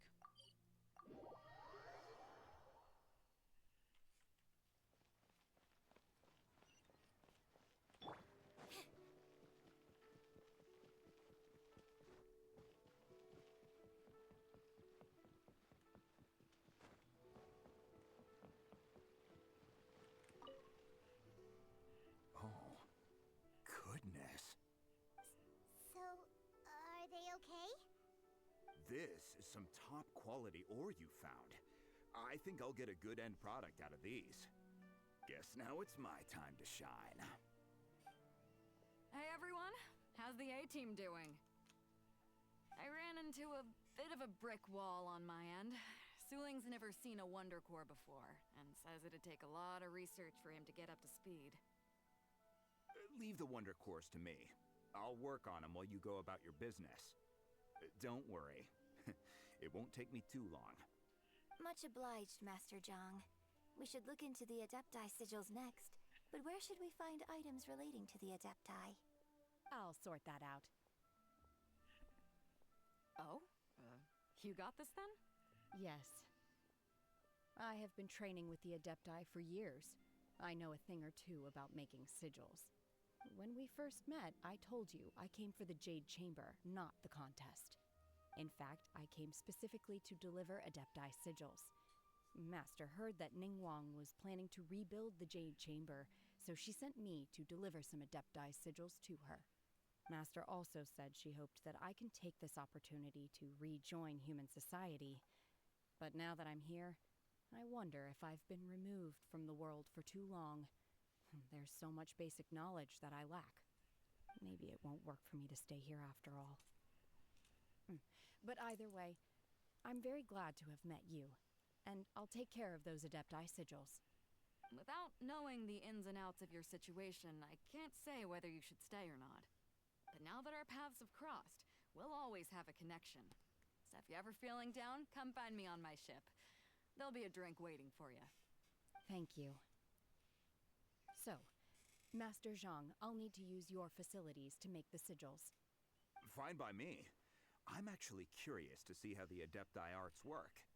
Maybe I'll learn something.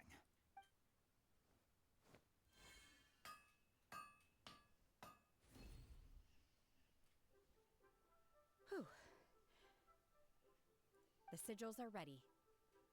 Though they are in some respects inferior to my master's, I can assure you there will be no quality issues. I've finished forging the things you asked for, too. Great! Let's go submit them before someone else gets there ahead of us.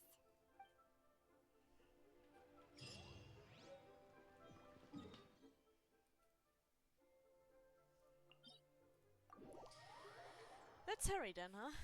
Rainy days are perfect for spacing out.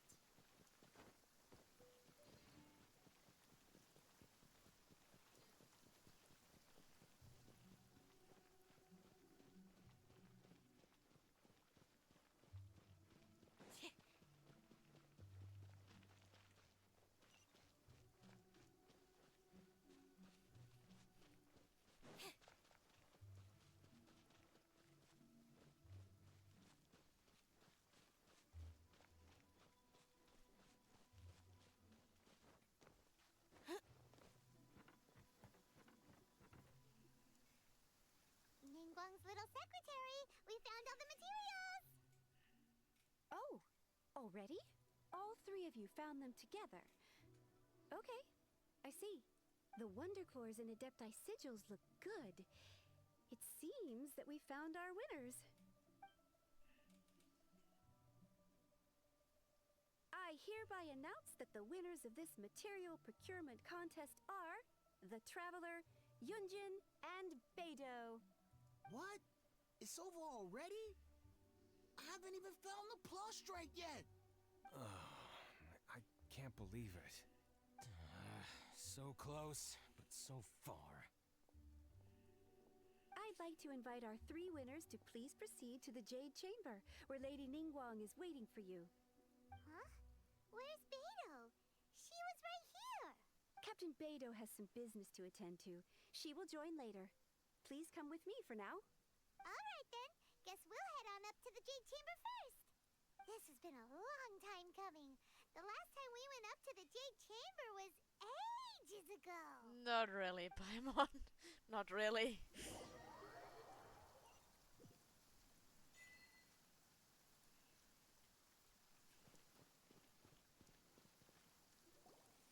Combine the Adepti sigils with the Wonder Cores and insert them into the Jade Chamber's control compartment. The construction of the new Jade Chamber is now officially complete. Once the tethers are released, it will soar into the sky. Thank you all for your work. Now it is time for me to fulfill my promise. Yeah! Miss Yun, I've already heard something about the reason for your involvement. You are looking for a venue for your new opera, aren't you? That's right. Lady Ningguang, I would like to hear your opinion. The unveiling of Miss Yun's grand new opera surely requires a venue of equal grandeur. So what would you say if I proposed that we stage your first performance right here, in the newly built Jade Chamber? The Jade Chamber offers a splendid panoramic view of the mountains and the bustling city. It is fitting for the finest performance to be hosted in the heavens. I can think of no better stage for you than here, Miss Yun. Thank you, Lady Ningguang. Then I will prepare my props and other articles shortly. Please allow me to bring all these aboard the Jade Chamber. You're quite welcome. It's truly what a good opera deserves. Oh, a traveler, Shenhe, Paimon, I'll be leaving now. Do come and see my play when the time comes. You're next. What is your question? I should clarify. I do not know your brother's whereabouts. Please, don't waste your question on this matter. Wow. You're a mind reader, Ningguang. Oh well. Guess Paimon will ask a question then. Managing a successful business is not as simple as you might think. Capital, connections, sensitivity to the trends, and instinct for what is a good opportunity. All of these traits are crucial. If you want to know how to make money, I will honor our agreement and give you an answer. But that is not to say that it will work for you. Wow. Paimon hadn't even asked the question yet. Your question was written all over your face. Now look, you helped me rebuild the Jade Chamber, and I intend to repay you handsomely for it. So I promise you that should you one day require financial assistance, you may seek employment here. I will pay you at the highest rate of remuneration. Oh, great! So next time we run out of Moro, we just need to come to Ningguang? No more questions from us. Shenhe, you got a question? Me? Yes, this is a group effort. Thank you. But I don't have anything to ask. Are you sure? This is a once-in-a-lifetime opportunity. I'd urge you not to squander it. Yeah, just don't waste it. Hold on a second. Paimon can probably think of another one. Lady Ningguang, do you think I can ever fit in Liyue Harbor? Now that is an interesting question.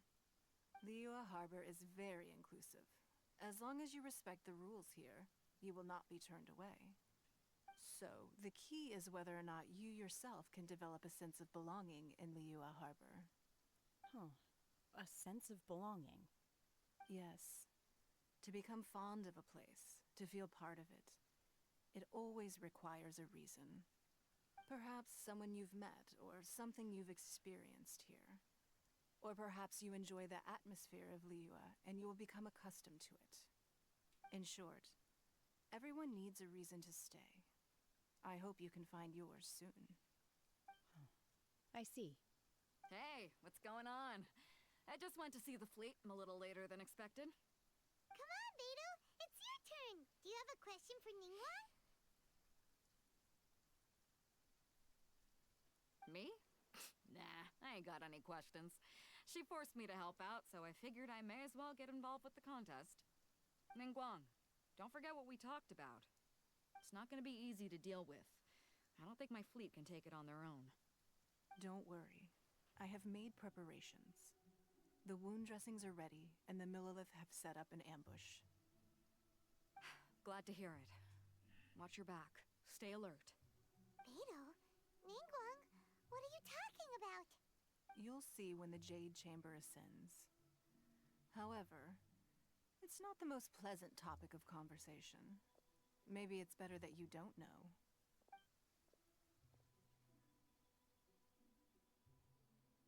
When I first set foot in the Jade Chamber, I stood at the edge of the platform and looked down upon Liyue Harbor far below. At that time, I dreamed that one day the Jade Chamber's shadow would be seen in all 7 nations of Teyvat. My wish has not changed to this very day. However, it is not only out of consideration for myself that I have built the Jade Chamber anew at this time. I hope the Jade Chamber will always float in the skies above Liyue Harbor, bearing witness to the prosperity and peace of the human world. And I hope that you can all witness it with me. Let the Ascension ceremony commence!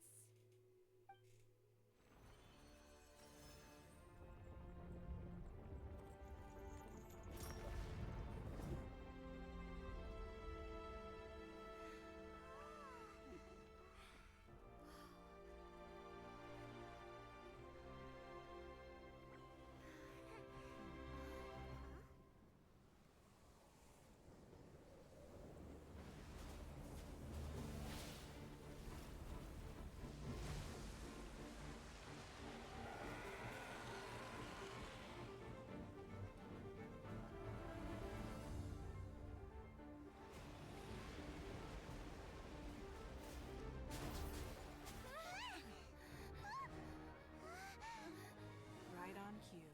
The Avenger of the Vortex, Beisht. Who is that? Osial's wife. Final follower of the Overlord of the Vortex. Sounds like you knew this was coming. Beidou sensed something was stirring in the deep. She warned me months ago. Knowing she harbors hatred toward the Jade Chamber, I chose to rebuild it now as a way of drawing her out. Got it. Well, let's go fetch the Adepti. No. Huh? In this human age, the people of Liyue must find a way to overcome this crisis on our strength alone. I still don't understand why she's not a 5-star.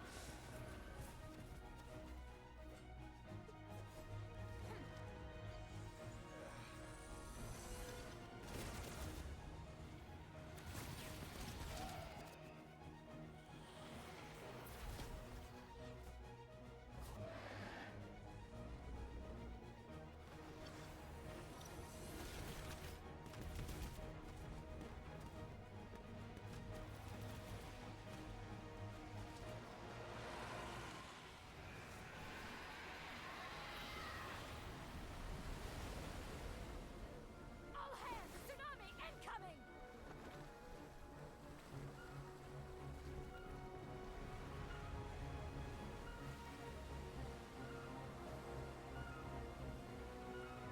What's that? Wait! A giant wave!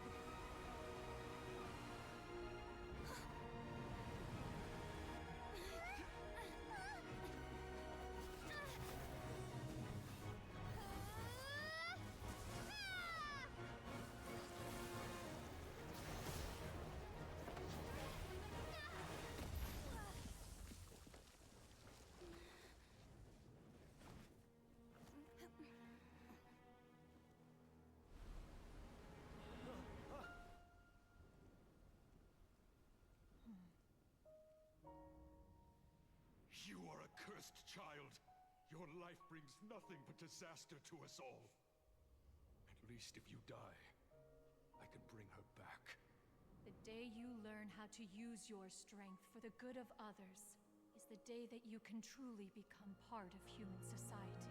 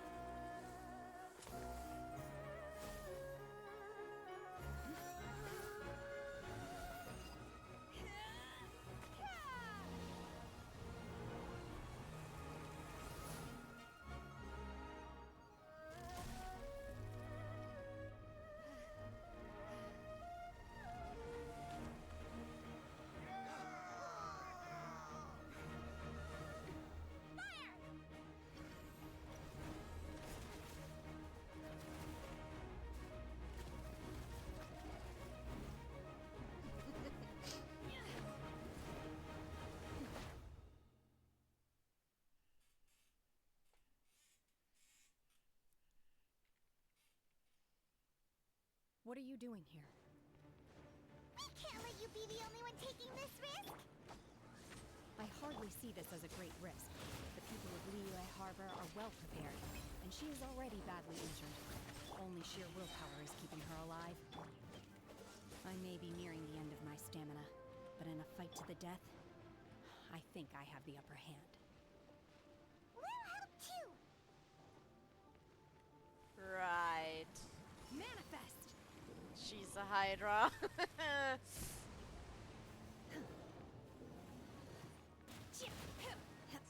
So, which one should I attack now?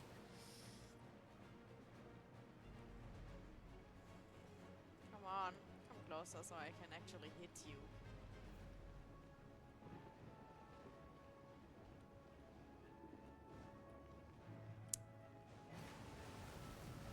Unleash! There you go.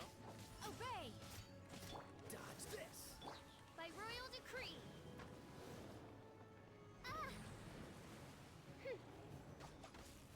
Midnight Phantasmagoria.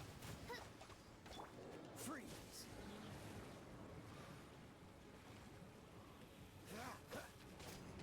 Dodge this! This moment will be frozen in time. Freeze! Let's dance.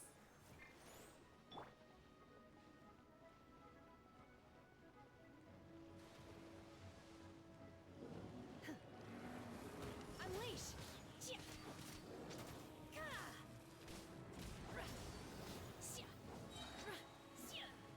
Do your master's bidding. Oh,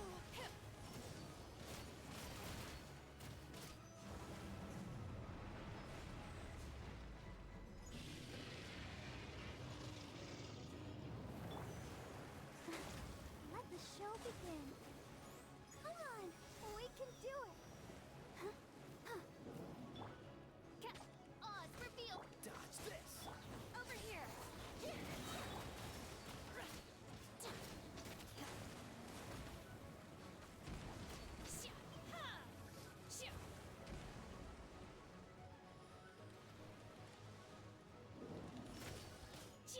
Obey!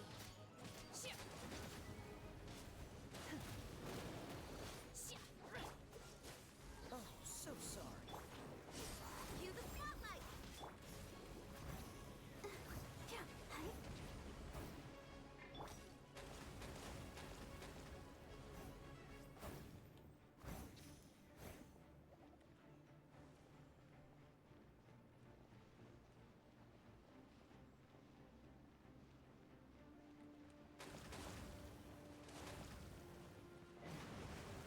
Manifest! She's getting away! Shouldn't we go after her? This place is unstable. It is too risky to continue pursuing her.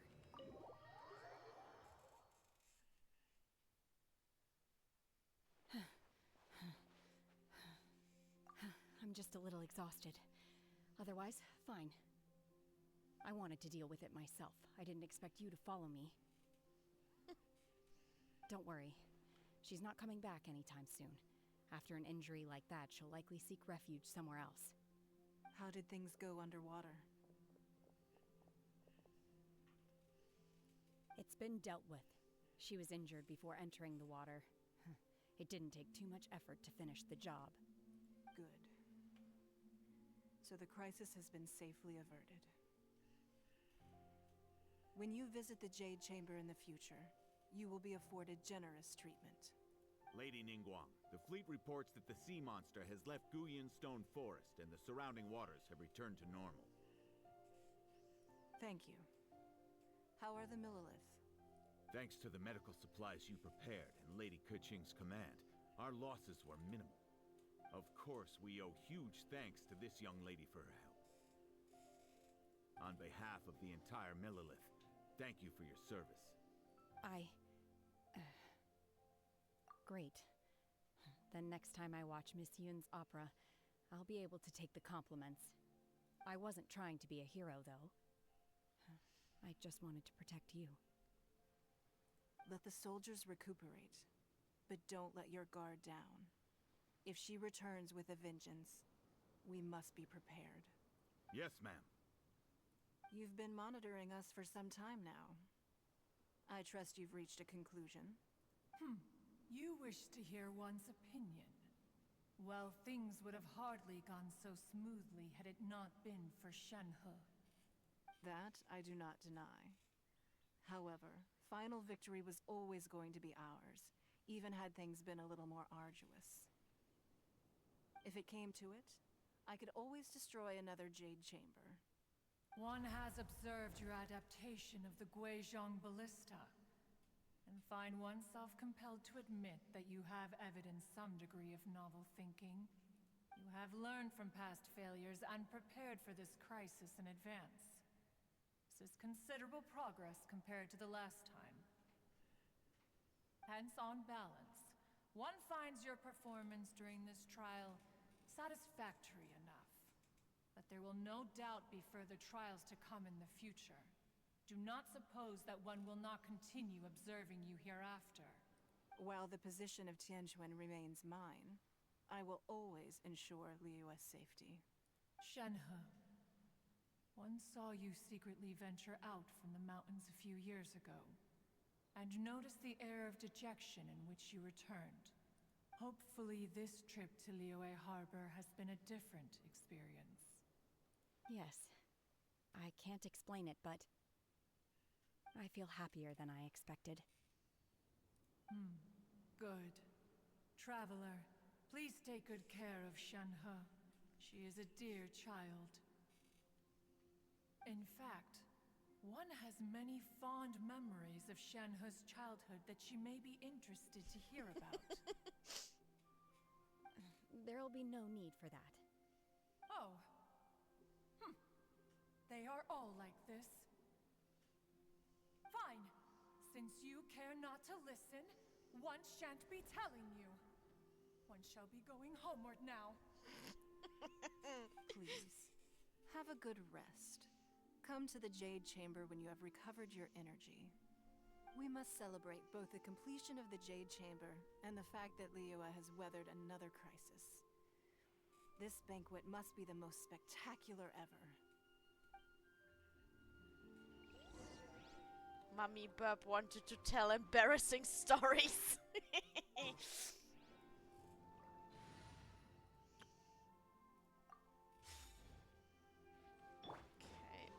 let me get these before we leave.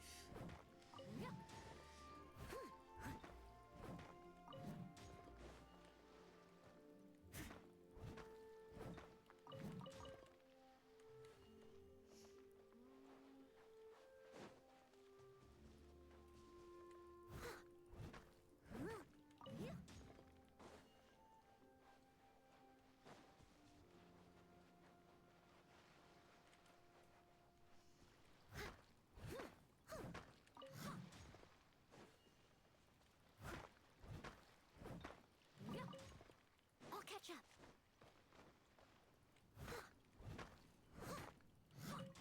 Someone needs assistance.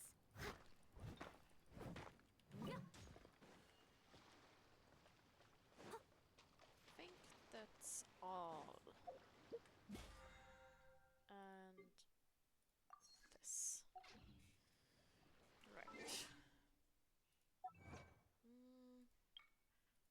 Let's claim that as well. And that. And that.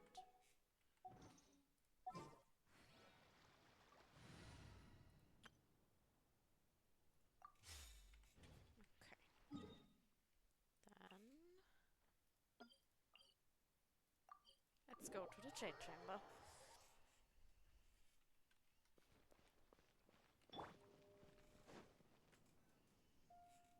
Wow! Everyone's already seated!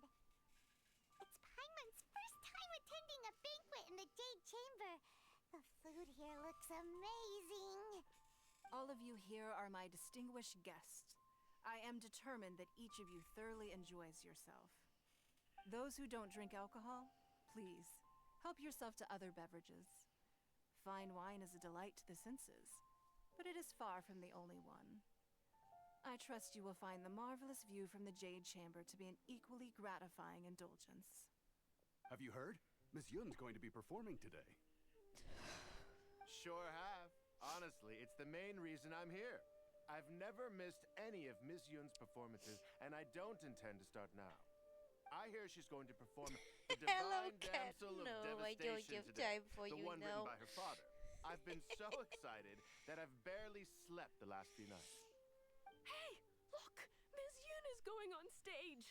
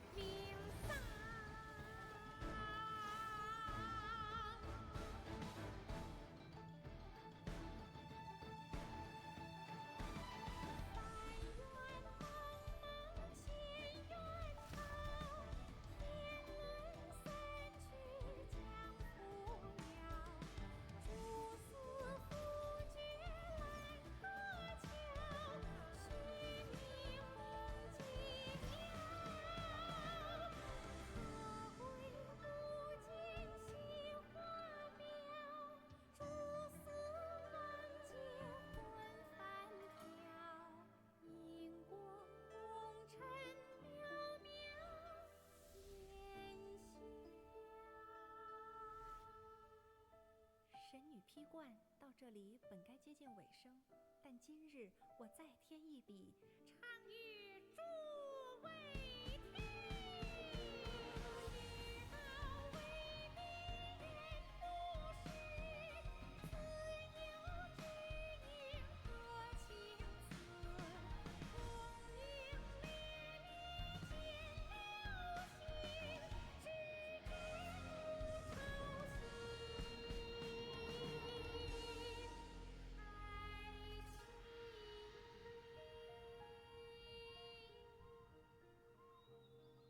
彼时鹤归，茫茫天地无依靠，孤身离去。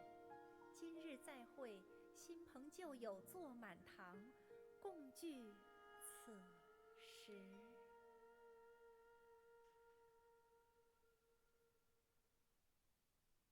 What did you think? Personally, I thought I sang rather well. It was beautiful. Paimon wants to learn too. It was wonderful. Also, thank you. You're welcome. Thanks to you, the Divine Damsel of Devastation is a more nuanced tale than ever. The play has an ending, but life goes on. I believe you will find a way to fit in Liyue Harbor. Thank you. I think I've found the opportunity I needed to change. Ms. Yun, here you are. Great to see you. Huh? Hey, this young lady with the white hair looks like some kind of VIP. Yeah, that's it, like an adeptus. Wait, you're the girl from the opera, aren't you?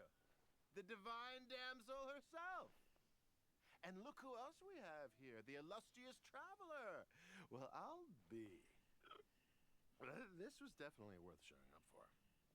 Let me pull up a chair, all right. We'll all have a friendly chat, get better acquainted. Alternatively, you could leave us alone. That is, if you'd prefer to finish your drink via the orifice of your own choice. Uh-oh. This feels all too familiar. Shenhe's back to her old self again. Hey, what are you doing? Calm down, Shenhe. Calm down.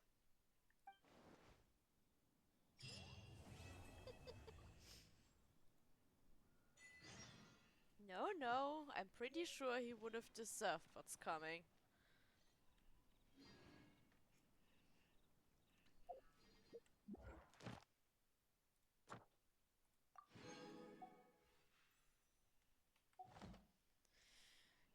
Okay, then what's next actually?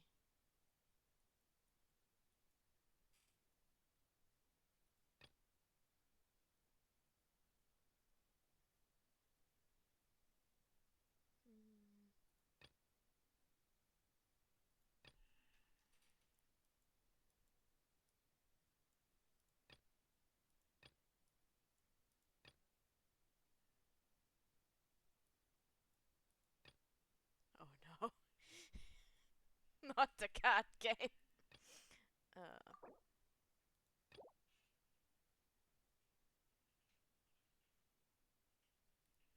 Oh. Huh. No, I'm definitely not doing the card game. But I think since we completed that story quest now, this might be a good point to end it for today.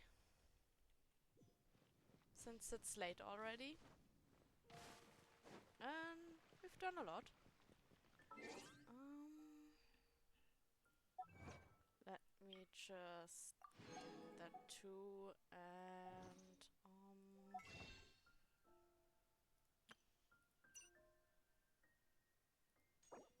okay, we didn't really get a lot this time. Oh, but we could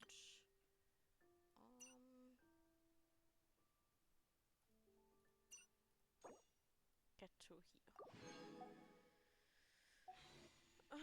Let me see. Do we want to raid someone? Not sure if anyone I follow is online. So let's just find someone random, I guess.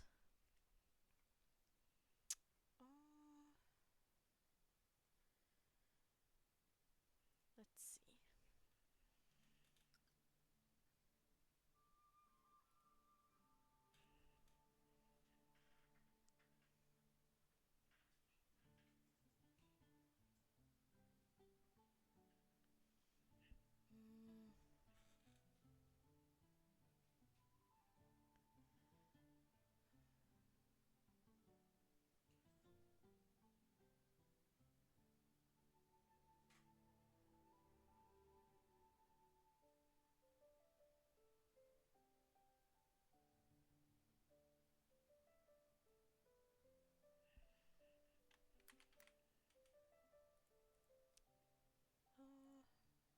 Let's try her.